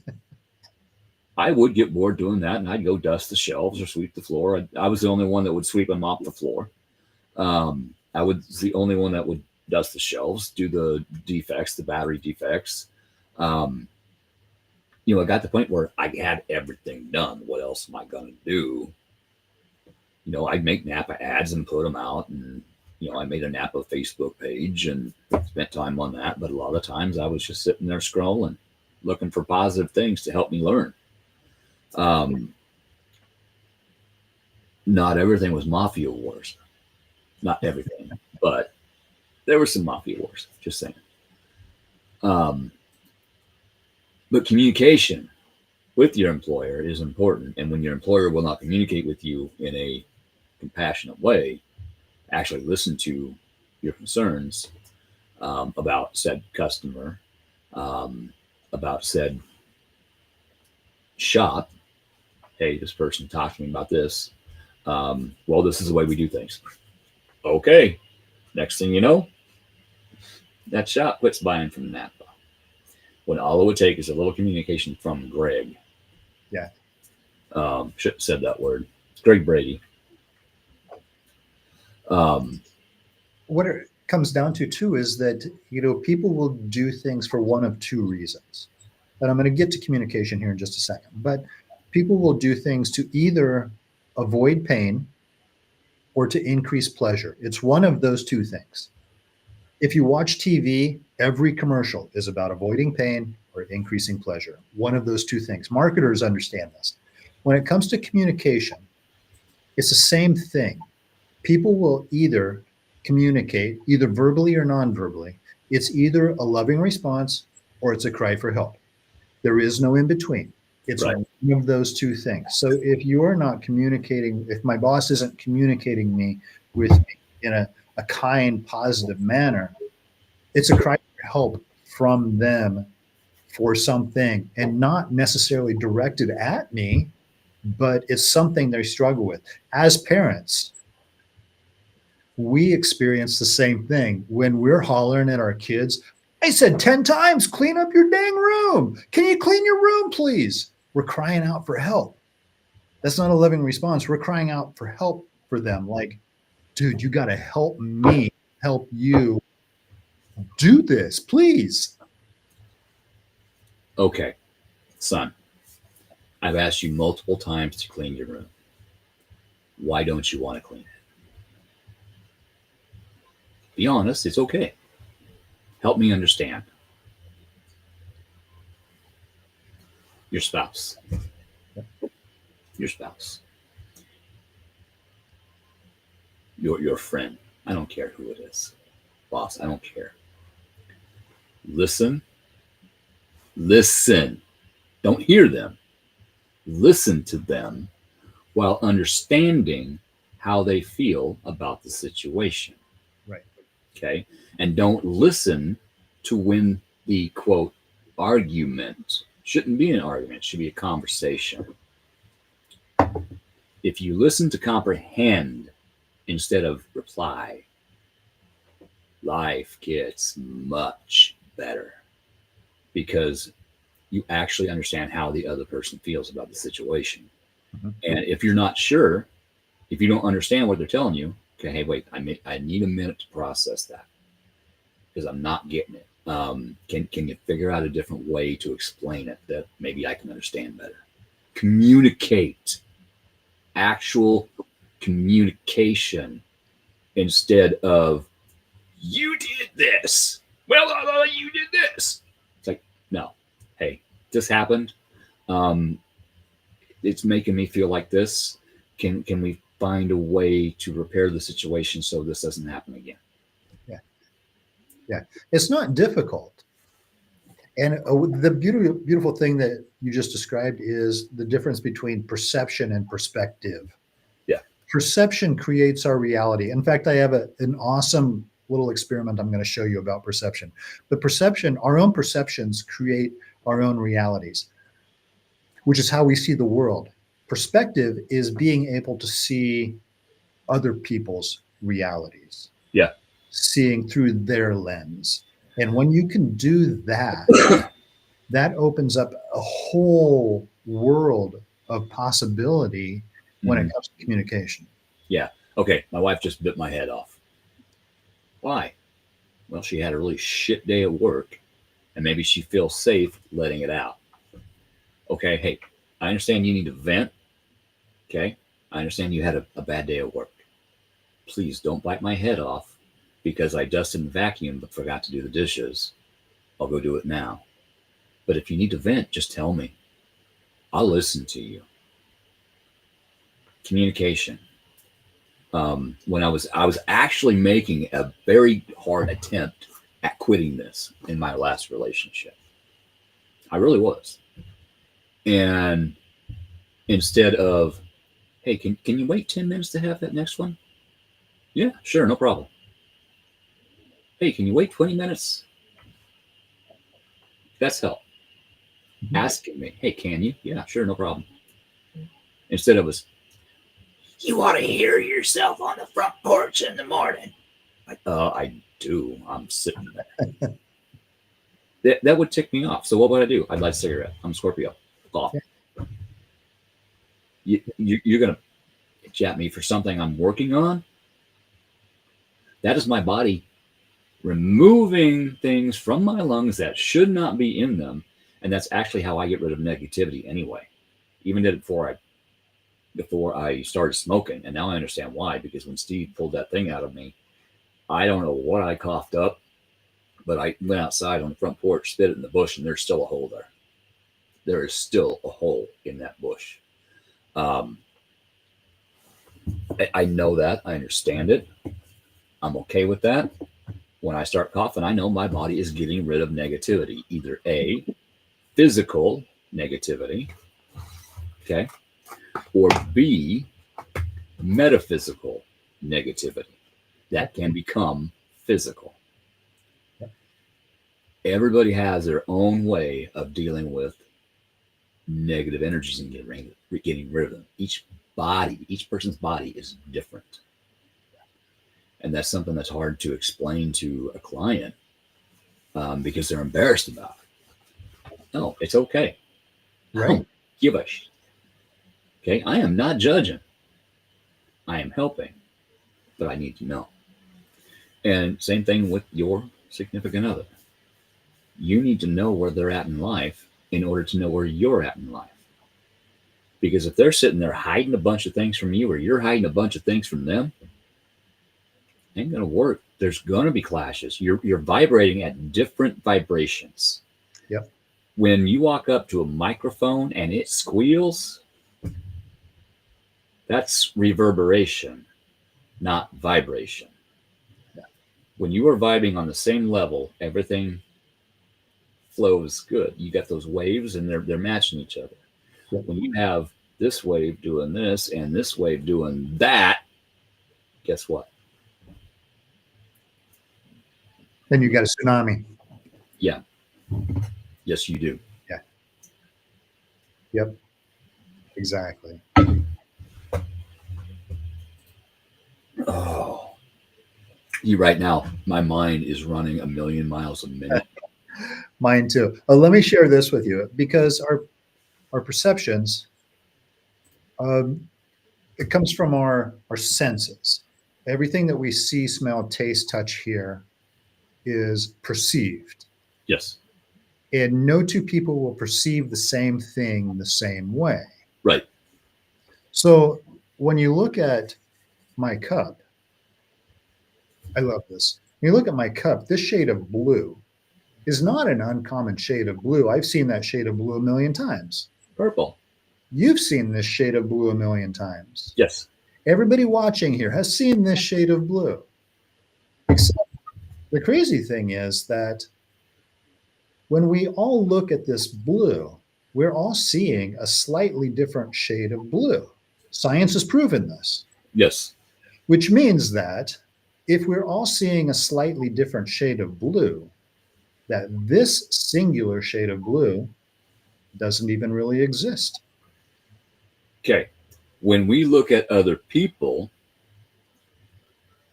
say for a relationship, at first everything's all bright and shiny. Okay. Mm-hmm. Even if they're having issues in their life, you see their potential. You see what they could be if they do the work for themselves. So, knight in shining armor Keith would jump to the rescue. Don't look at some. It's important to see somebody's potential, but don't rely on that for a relationship, because you don't know if that person is going to do their own work while you're doing your own work, while you're working together. You don't know that. And there are so many people out there that wear masks. Yep. Use glams. See me this way instead of this way. It's a thing, metaphysical, energy work. I'll put on my bracelets and walk into Walmart. Don't see me. That's what we call a glam. They work. So it's important to be able to have face-to-face communication with a person. Get to know them. Spend time with them before just jumping in. They used to call it courting. Then they called it dating. Now what do? Hey, you're cute. And we hook up. Yeah. And then you move in and then you get to know each other. And by then it's too late. Yeah. You know, that happened to me the last time. I set boundaries. I explained those boundaries. And then all of a sudden, her life exploded and she's in danger. What do? I run to the rescue. No. Okay, I understand where you're at. You need help? I can help. You need to ask me for that help. But you need to get your life figured out first. You need to know where you're at. Then we can talk, because I got to know where I'm at too. Yep. You know, and if I decide not to do this and you know, still want to be friends, still help you, you got to be okay with that. And I'm okay with that as well. You both have to be okay with that. If you both can't be, there's an issue, and maybe you need to back away. That's happened to me a few times. Somebody showed interest, very beautiful, model, commercials, movies, lived the $1 million lifestyle. I didn't think this person could ever be interested in me. So I went the other route. Somebody else paid attention to me. Okay, this person's more on my league. Well, we broke up and this model got back a hold of me. Turns out I did have a shot. However, I practiced the pause and I sat back and I looked and I listened. I'm like, yeah, that's a nope. Not because she's a bad person, but because she had opportunities to help herself and she didn't. Mm-hmm. And I can't help somebody unless they want the help. And then the accusatory tone comes out, when you try to help someone and they don't want the help, you can become the demon. Absolutely. So, hey, you know what? I'm sorry, but I've noticed this, and this.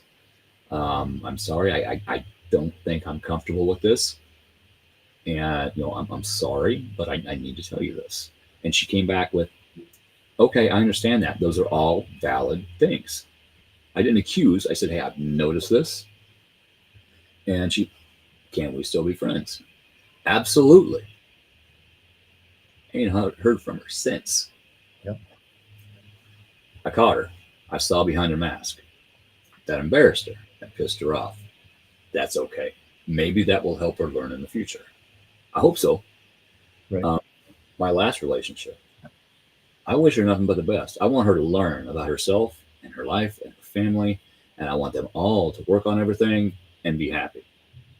Just not here. Right. Yeah. You can love and care for somebody and support them from a distance. Absolutely.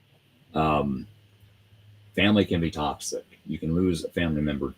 Just you have to remove yourself from the situation. That's okay. But you will still grieve that loss, even though it's a toxic loss, because you are used to that energy. That creates a hole, a void, but that creates a hole that can be filled with something better. Yep. What's the saying? I want to see you eat, just not at my table. Hmm? Yes, my table is for very special people. Yeah. And you have eaten at my table. Just saying. Yeah, Lisa, put the first aid kit down. They need to get it out and open it, not us. They need to ask. If they want help, they need to ask for help.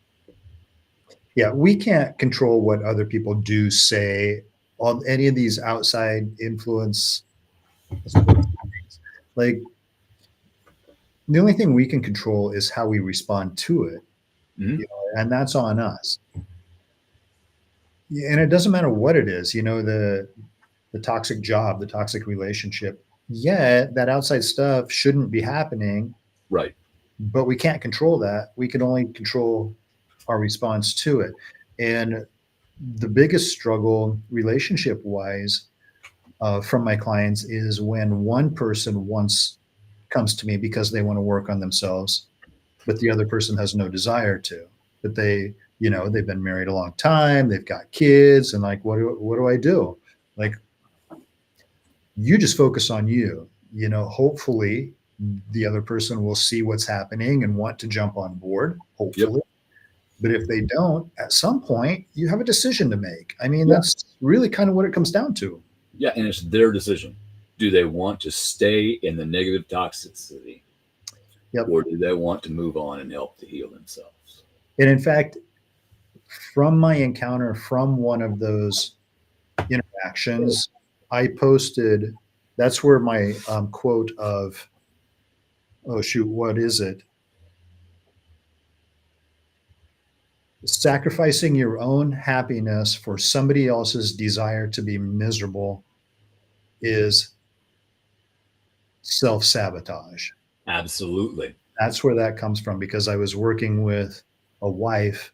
Husband had no desire to grow, to become better, had nothing. He called me a cult leader several times. Yeah, I know. So when you came up with the cult of bacon tacos, I'm like, right into that one.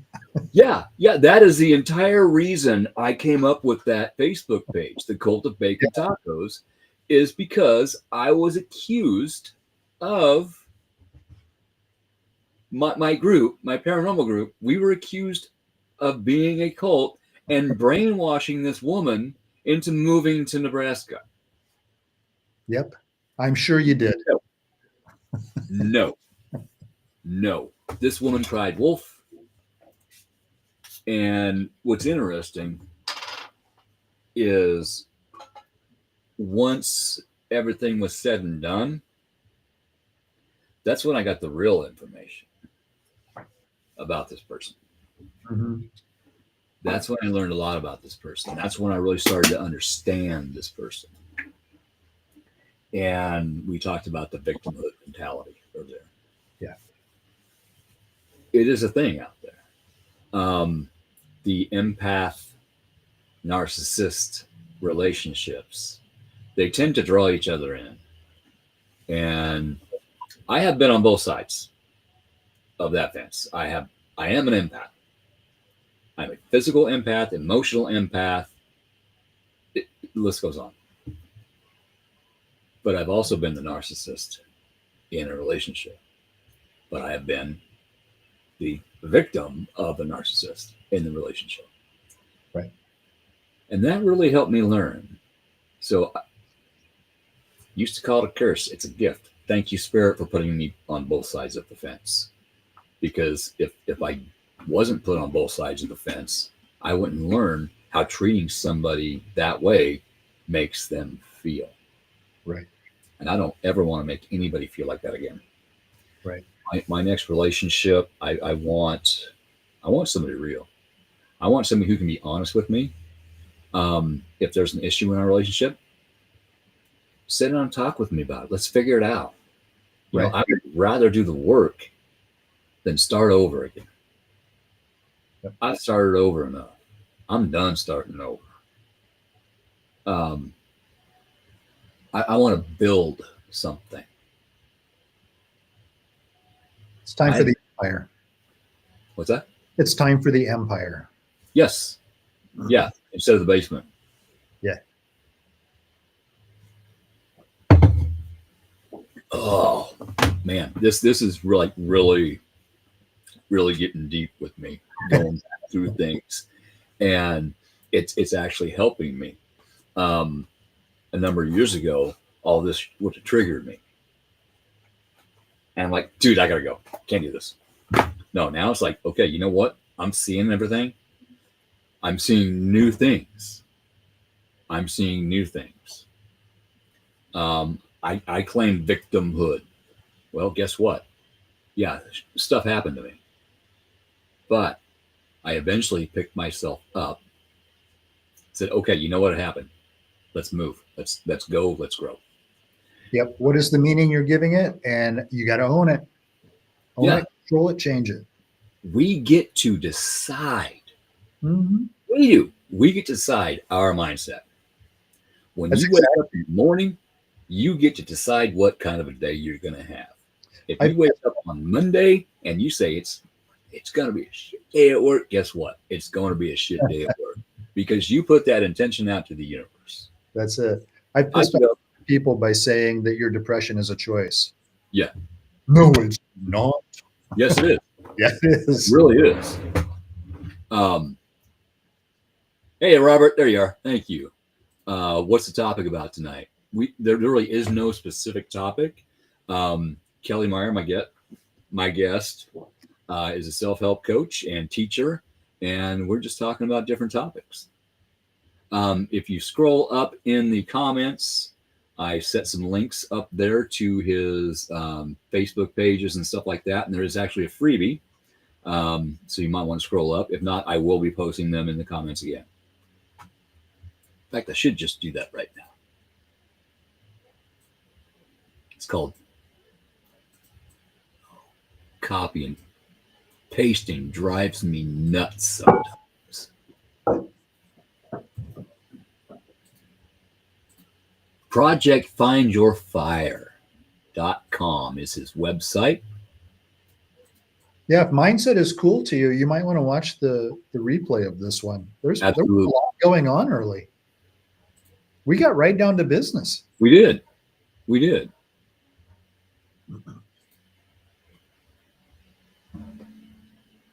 Hang on a second.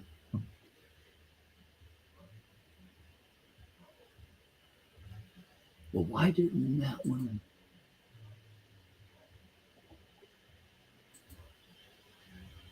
Oh, it combined. Okay. All right. I'll reshare the first one.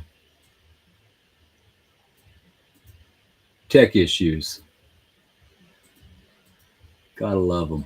Technology is great when it works. Yes. There we go. Okay, I got two more.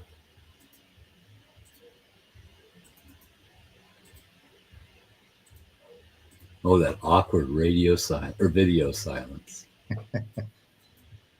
So a guy walks into a bar with a penguin on his back.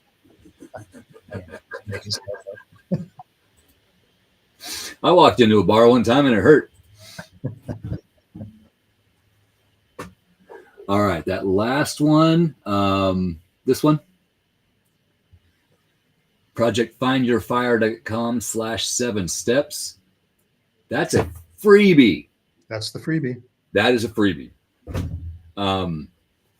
I think everybody ought to click on that tonight, tomorrow, and check it out. I bet you're going to find something that intrigues you and entices you into looking a little bit further. And I just may do the same thing tomorrow. I've got to sit down and do a lot of work on the computer tomorrow.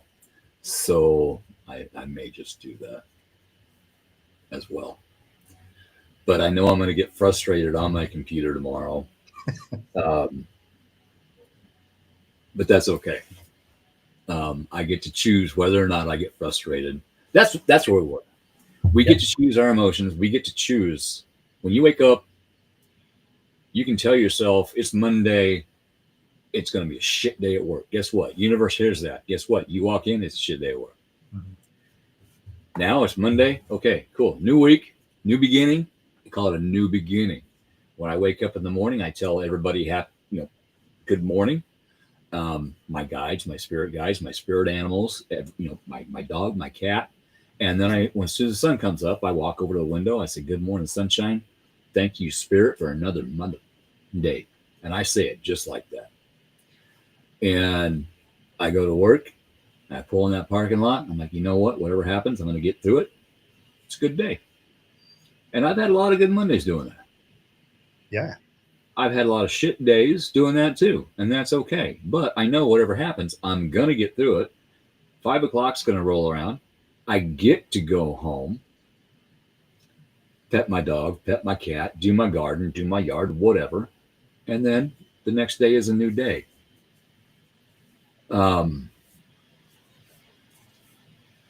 You can choose to have a good day.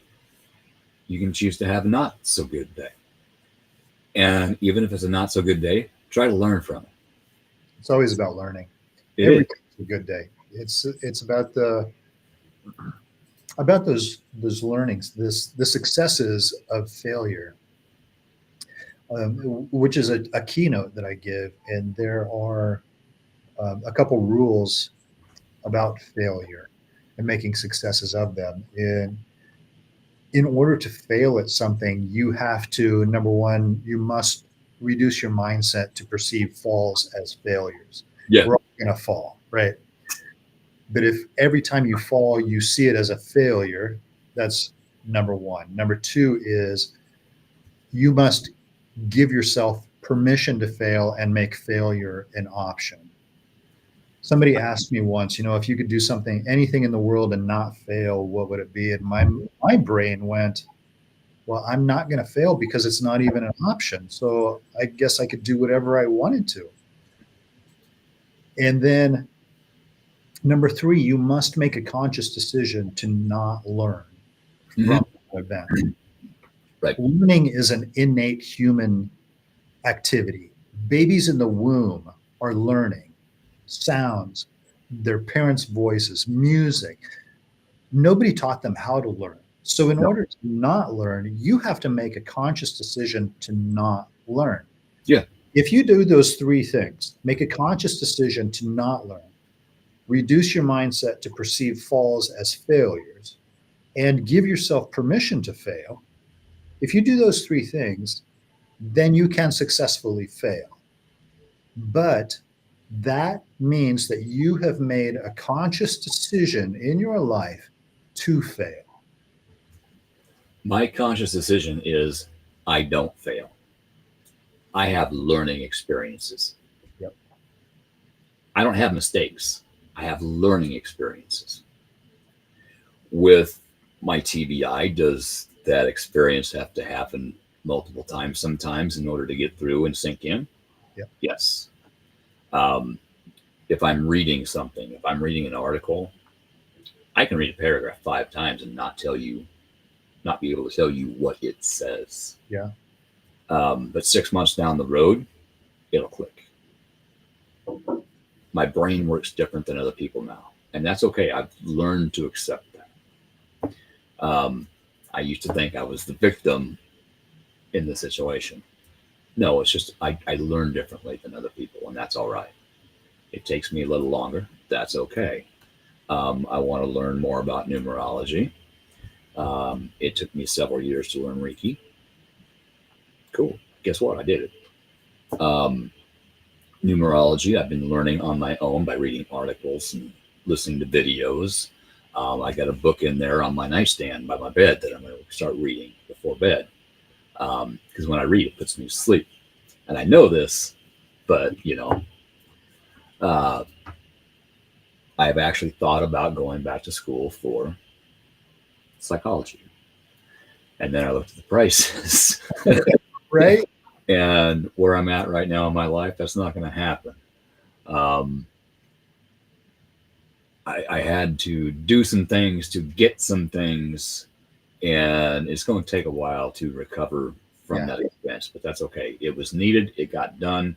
I figured it out. But when it first arose, I didn't know what I was going to do, but I figured it out. And that's what I tell myself with every new situation that comes up. Okay, this happened. You don't know what to do right now, but you'll figure it out. You always do. Yeah. I didn't know how to rebuild my house, but I figured it out. That's right. As I was tearing it apart, I took pictures. I wrote notes on how it was assembled. When you disassemble an engine in your garage, you do the same thing. So you know how to put it back together. This head goes on this side. This head goes on this side. You turn them around. No coolant flows. Big issue. You don't build your house right. The energy doesn't flow right. There's a lot of energy flowing through this house. It is very safe. I have things embedded in the concrete and the wood. I have protections in this home like no other's mother. That's good to hear. Good to hear. And it doesn't surprise me that you say that anyway. I have been on live feeds or on Facebook conversations, face to face, and live feeds. People would send something to hit my boundary, and it would shake my home. They heard it. They saw it. You can't make that up. And I would go to the front door with them watching, and they could see it running from a block away from down by the funeral home, trying to bust through my boundary. And they would hit. You could audibly hear it. You could feel it, and the house would shake. I'm like, no, you ain't doing this. Put a little lightning in the boundary. It touches it, knocks it back a block. Now let's talk. Whoever made you knew that you would not be able to get through that boundary, but they sent you anyway with a mission. You were a golem. You were given a mission. You have to do that mission. You can't do that here, and they knew that. So where do you need to go to do that mission? Back home. Yes, you have a choice. You either go complete your mission, or I will take you out in a fire. Bye. Yeah. Renee has heard and seen it. Other teammates have.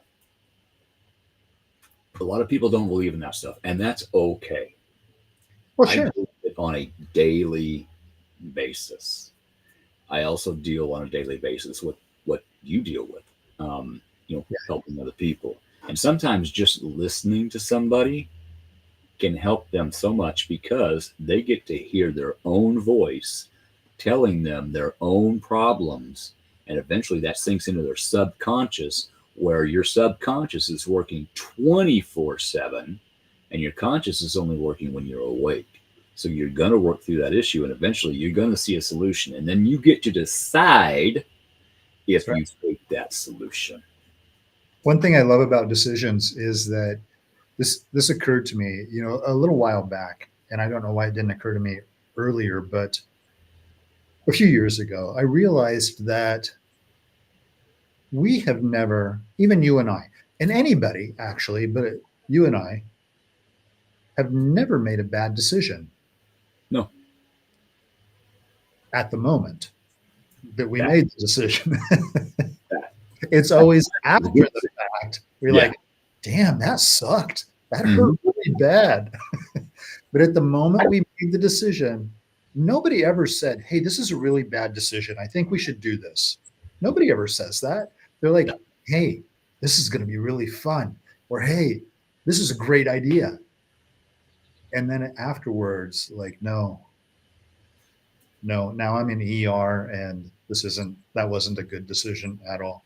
Right. So that's the beautiful thing about decisions, but we always have a decision, and what do you decide? There was, back when I was doing a lot of Facebook Lives, I went to the grocery store about 20 miles away, and there was this woman. I could see her out of my peripheral vision. She was sort of checking on me, but she didn't approach me at all. But wherever I was, she was like there. I could see she was watching me. Well, eventually she finally came up to me and she said, it took me a while to recognize you, but I watch your videos. And I said, well, thank you. I appreciate that. And then she said, why you got to be so happy all the time? And she meant it. She was like mad that I was happy all the time. Yes. And I tried to explain to her. It hit me and I had to think about it. But then I explained to her, like, you know what? I experience the same emotions you do. I have moments of anger and frustration and sadness and anxiety and all of this stuff that you experience. But we don't allow it to control us. Live there. Yeah. I was happy. Observe, don't dwell. Yeah. Observe, don't dwell. I've been there. Yeah.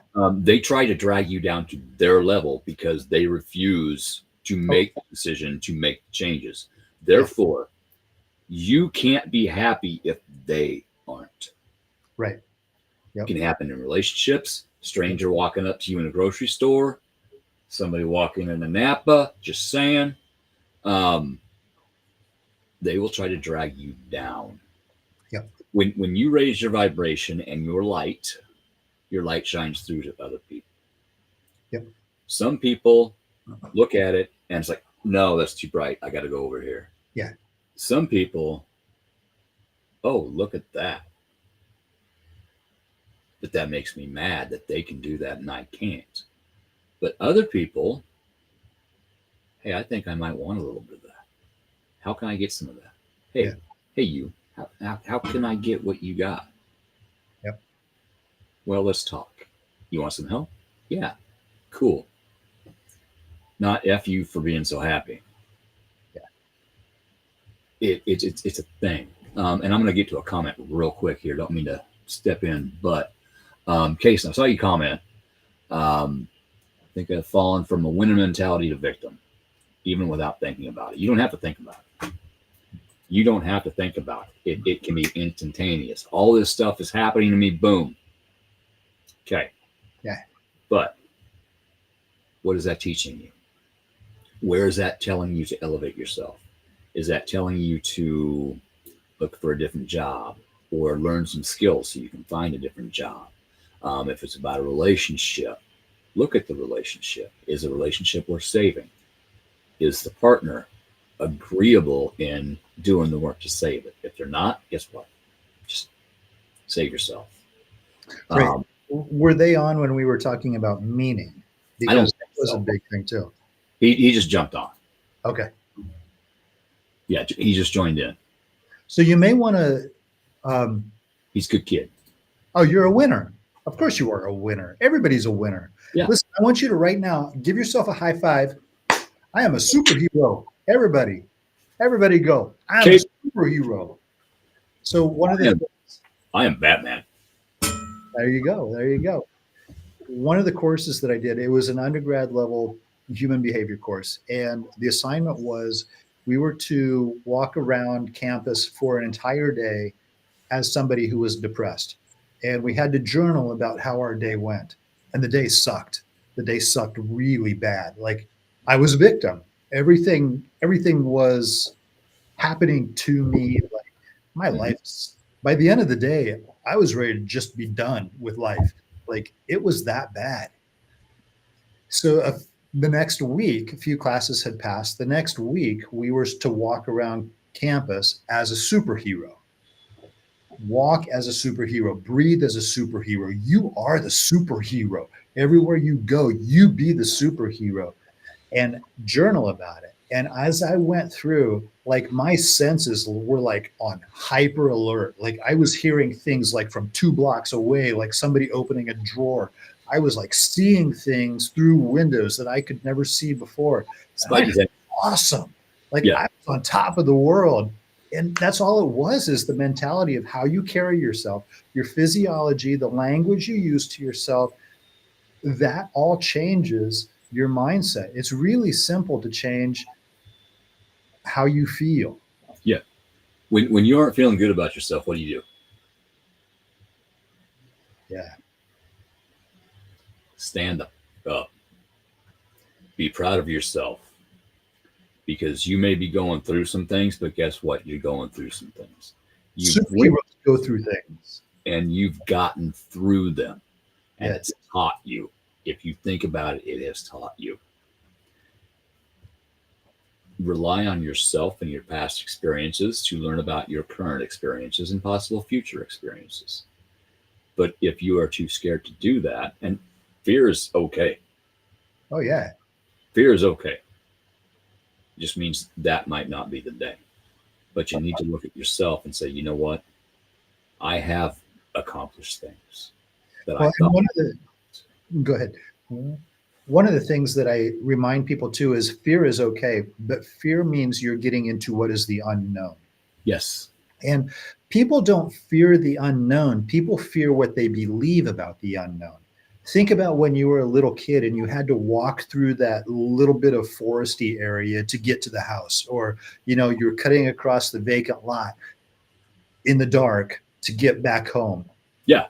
We're not afraid of the lot in the dark. We're afraid of the stuff we believe is living in the lot, right? There is a reason for that. Yeah. Way back when, that bottom part of your brain, that is your fight or flight. That is there to protect you from the dinosaurs, or not the dinosaurs, but the mammoths. You can call them dinosaurs.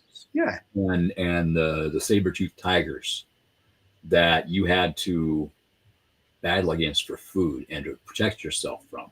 That is fight or flight. Okay, I'm dead. Nope, let's run. Or, okay, I'm ready. Yeah. Fight or flight. And here's how I teach people to flip that narrative of the unknown, is that when we experience what we believe to be the unknown, that scary point of the things that we're dealing with in our life, or walking through the forest, or whatever it might be, what happens when you venture into the unknown, or what is fearful? Your heartbeat starts to race, your palms start to sweat, your brain is going to start to go in 100 different directions. Mm-hmm. But here's the thing. You already know that's going to happen before you experience the unknown, which means that the unknown isn't so unknown after all, because you already know how your body's going to respond to it. So now the unknown is actually known. You just don't know yet what you're going to discover in the known. Yeah. Yeah. And sometimes we fear past experiences because it put us in a bad place. So you get into a new relationship, and all of a sudden there's a similar situation that shows up, and that situation turned out really bad. Or did it? But it taught you enough to pay attention to that kind of a situation. It is up to you to communicate that current situation to this new partner and say, hey, can you help me understand this? And I'm going to put Casey's comment up here real quick. And then I'm going to let's take a quick break. You good for a few more minutes? A few more minutes. I am going to have to wrap up here pretty quick because Okay. I am limited tonight. Okay. Let's get. But I do want to hit on this comment. Yeah. Let's hit on this, and then we'll jump off. Please say a thing or two about addiction. I'm a benzodiazepine junkie version of an alcoholic. Okay. Follows up. Me too. I'm disturbed even to do that. Okay. Okay, so here's my thought when working with somebody with addiction. And this is very much so. Keith, if you need to take a break, go right ahead and I can go for a little bit here. Give me just a second. Yeah, okay. So I need you to understand that this isn't something that I can just give you advice for and help you conquer it. It's going to help you conquer it, but at the same time, this is something that needs constant work and attention. So I just need you to understand that. There are 6 fundamental human needs, and those needs are certainty, uncertainty or variety, significance, love or connection. Those 4 needs are the needs of the personality. All right. And then there is growth and contribution. Growth and contribution are the needs of the spirit. They make us feel fulfilled. Now, those first 4 needs, certainty, uncertainty or variety, significance, love and connection, are all yins and yangs of each other. So certainty and uncertainty are yins and yangs of each other. Significance is about self. Love connection is about others. So those are the yins and yangs. The 2 needs of the spirit, growth and contribution, are reciprocal needs. In other words, every time we contribute, we grow. Every time we grow, we contribute in some way. So let's deal with the first 4 needs. Every human being will meet every one of those 4 needs in some way.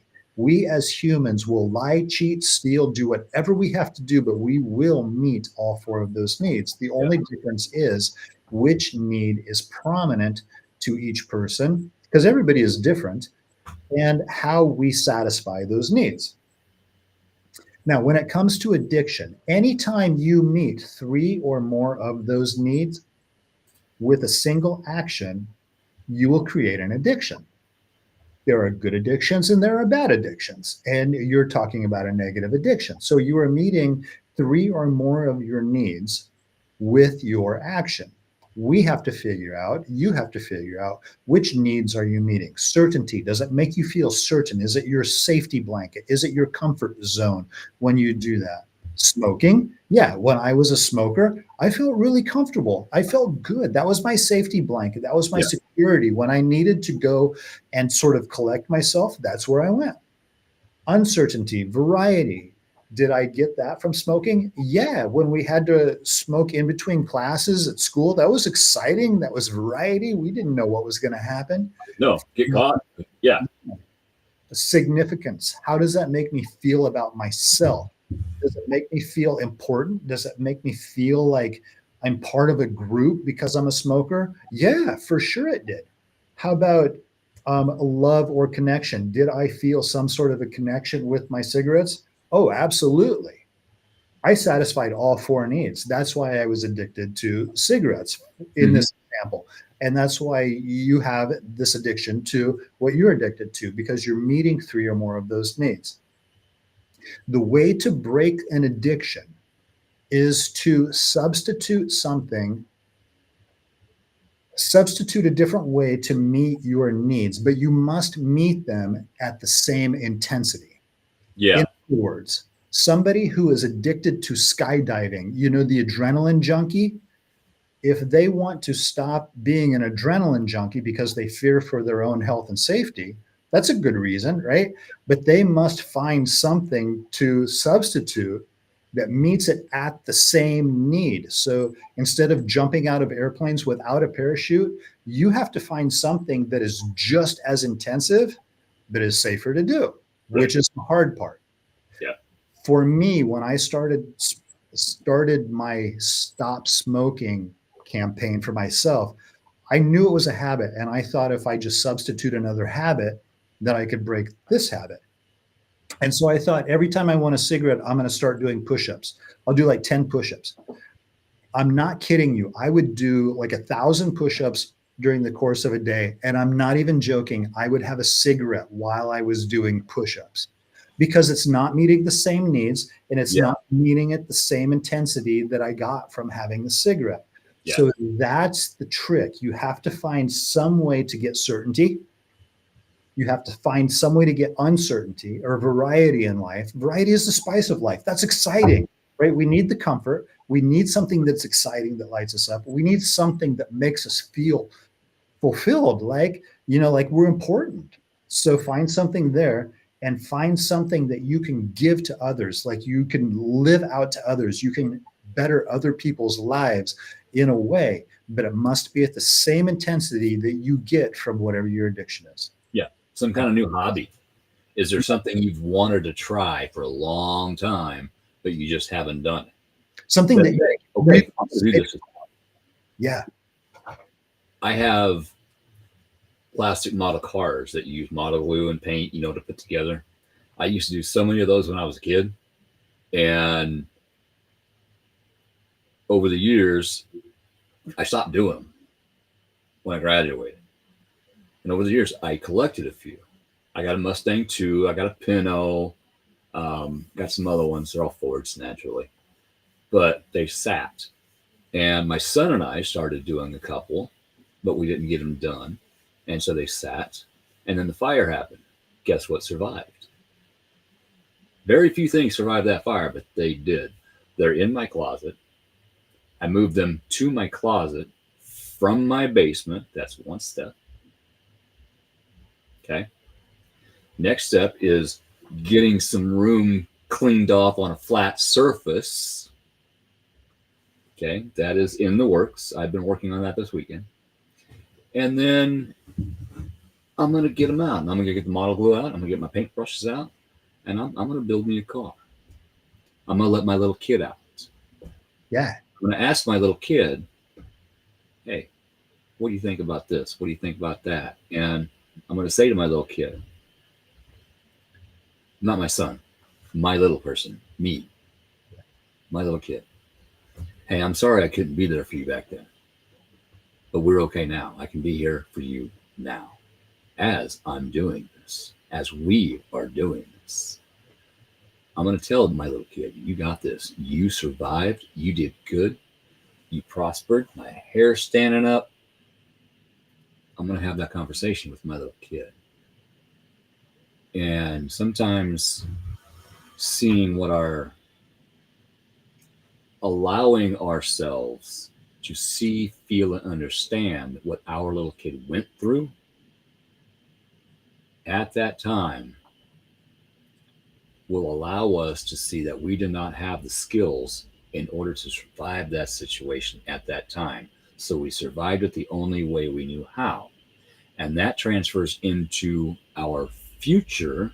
We keep surviving the only way we know how. Well, we need to find a different way to survive. New habits can be a positive.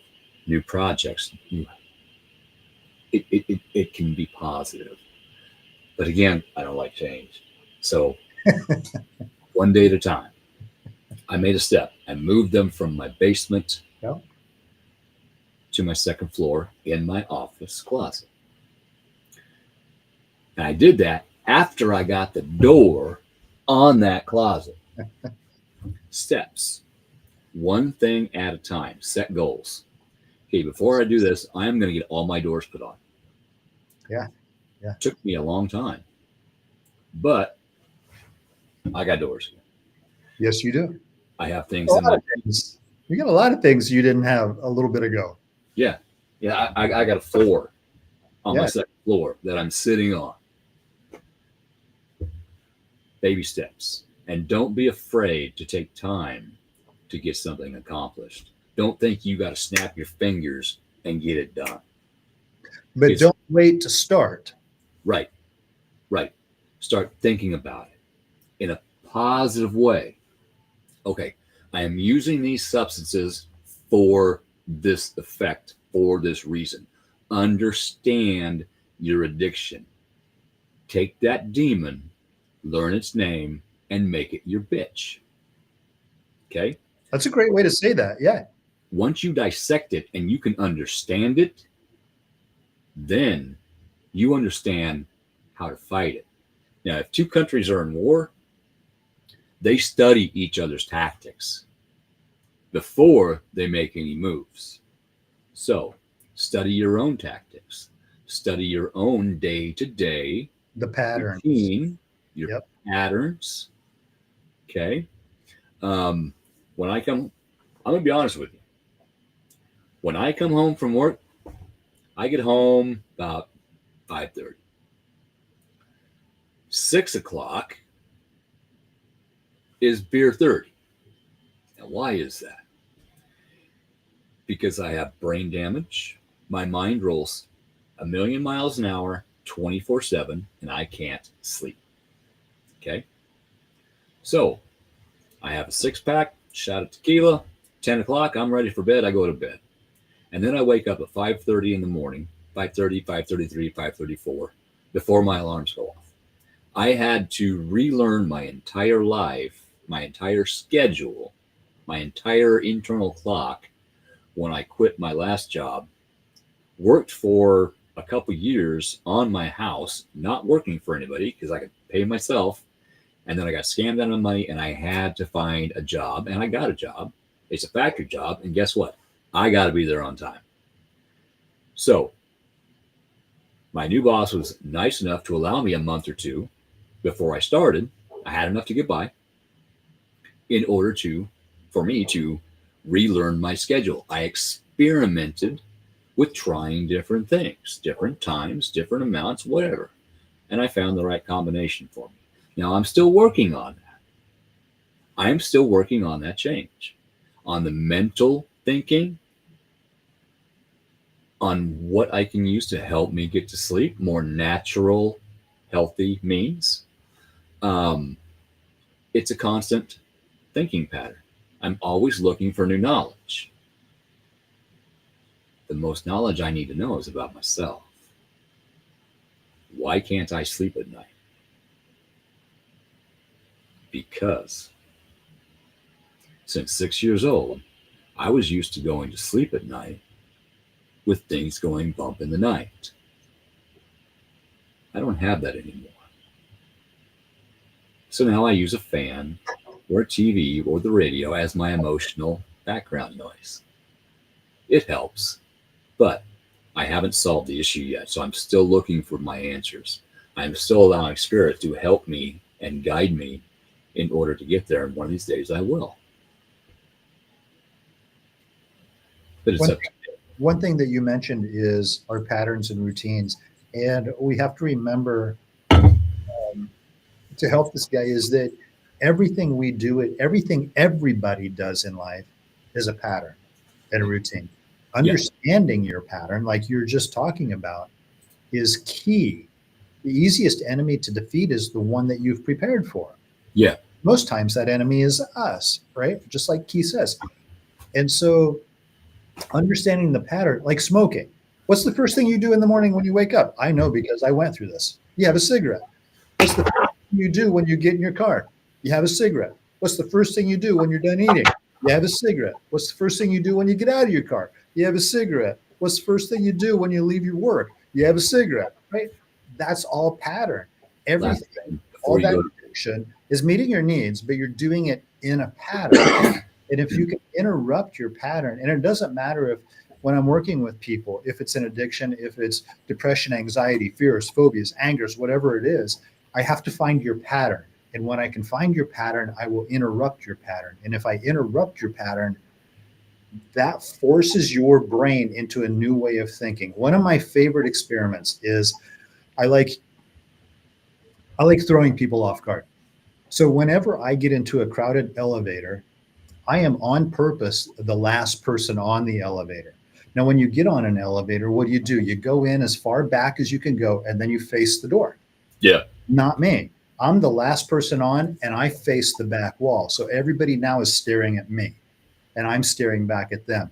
Okay. You wouldn't believe how uncomfortable people are, but I've just broken their pattern. And right now they are prime for me to give them new information.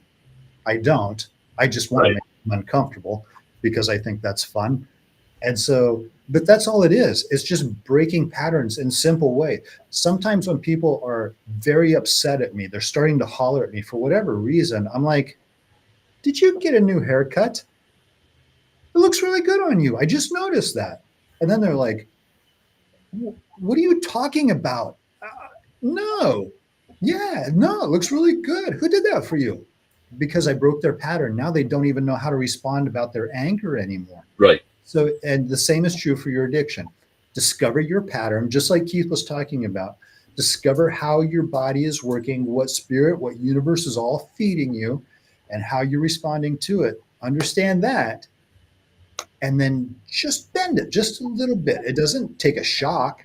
I mean, maybe it could. I mean, that might be stick a fork in an outlet. That might solve it. No, I totally get you there. Because what I've been thinking about this is I have been studying my own patterns. Yeah. When do I light up a cigarette? You brought up a lot of good points. Main thing is I get bored. I'm not bored here, not saying that. But it is a time waster. If I've got nothing to do, what do? I go out, light a cigarette. When I hit my 10 o'clock break and my 3 o'clock break, I go out to my vehicle and I have 2 cigarettes. I got 10 minutes. I can get 2 cigarettes down. One for the last hour, one for the next hour. Okay. Well, now since I've been studying this, I've noticed, and I didn't before, but I've noticed, I don't need that second cigarette. So I can wait the first 5 minutes, then have a cigarette. Okay. And at noon, when I go to lunch, I come home. I got to haul ass, but I can come home for lunch. Used to be, I lit right away. As soon as I got in that car, I was lighting a cigarette. Well, then I started waiting until I got to the stop sign. Then I started waiting until I got downtown to a different stop sign. Then I started waiting until I got by the South Viaduct. Okay. I used to have 2 or 3 on the way home, 2 or 3 on the way back. I have 1 on the way home now. I know if I light another one, my body's gonna say, you really don't need this. Yeah. And I don't. I know I don't. So I don't.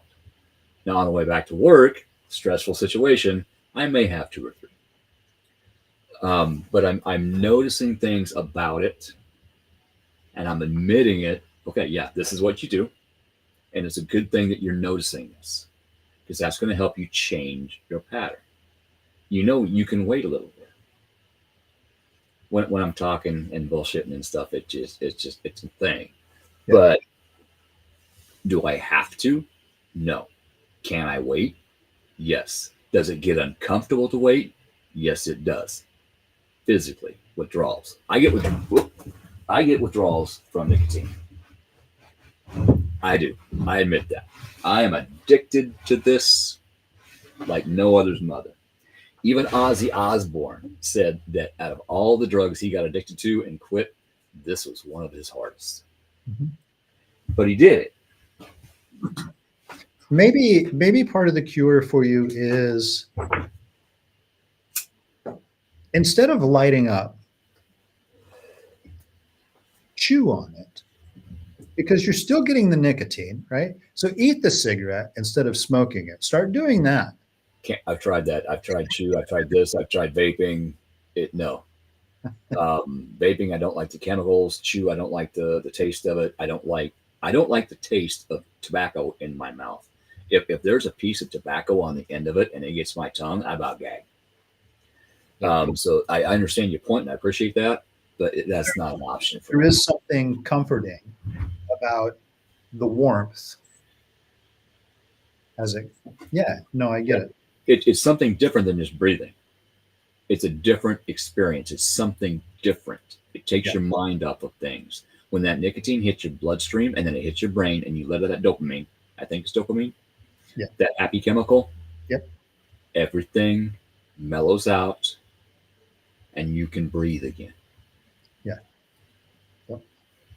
My brother, I am going to have to wrap this up. Yes. And Kaysen said that's very Zen-like approach. I'm going to listen back. Awesome, dude. Appreciate that. Yeah. And dude, you have more strength than you know. Not that I've looked, but I've looked. So you just keep going. You keep working on yourself and you're going to get this. Yeah. So thank you everybody for jumping on tonight. Thank you, Kelley, so much for coming on. We kept it at 2 hours and 15 minutes, so we did good. I'm proud of us. That was pretty good. Yeah. So we're going to hop off. You all have a good evening. Go do what you need to do. We're going to do the same thing. And we will see you next week on Monday with Joni, where we talk about what is going on up there with the astrology and how it affects us in our day-to-day grind. So, Kelley, thank you very much. Good night, everybody, and we'll see you again.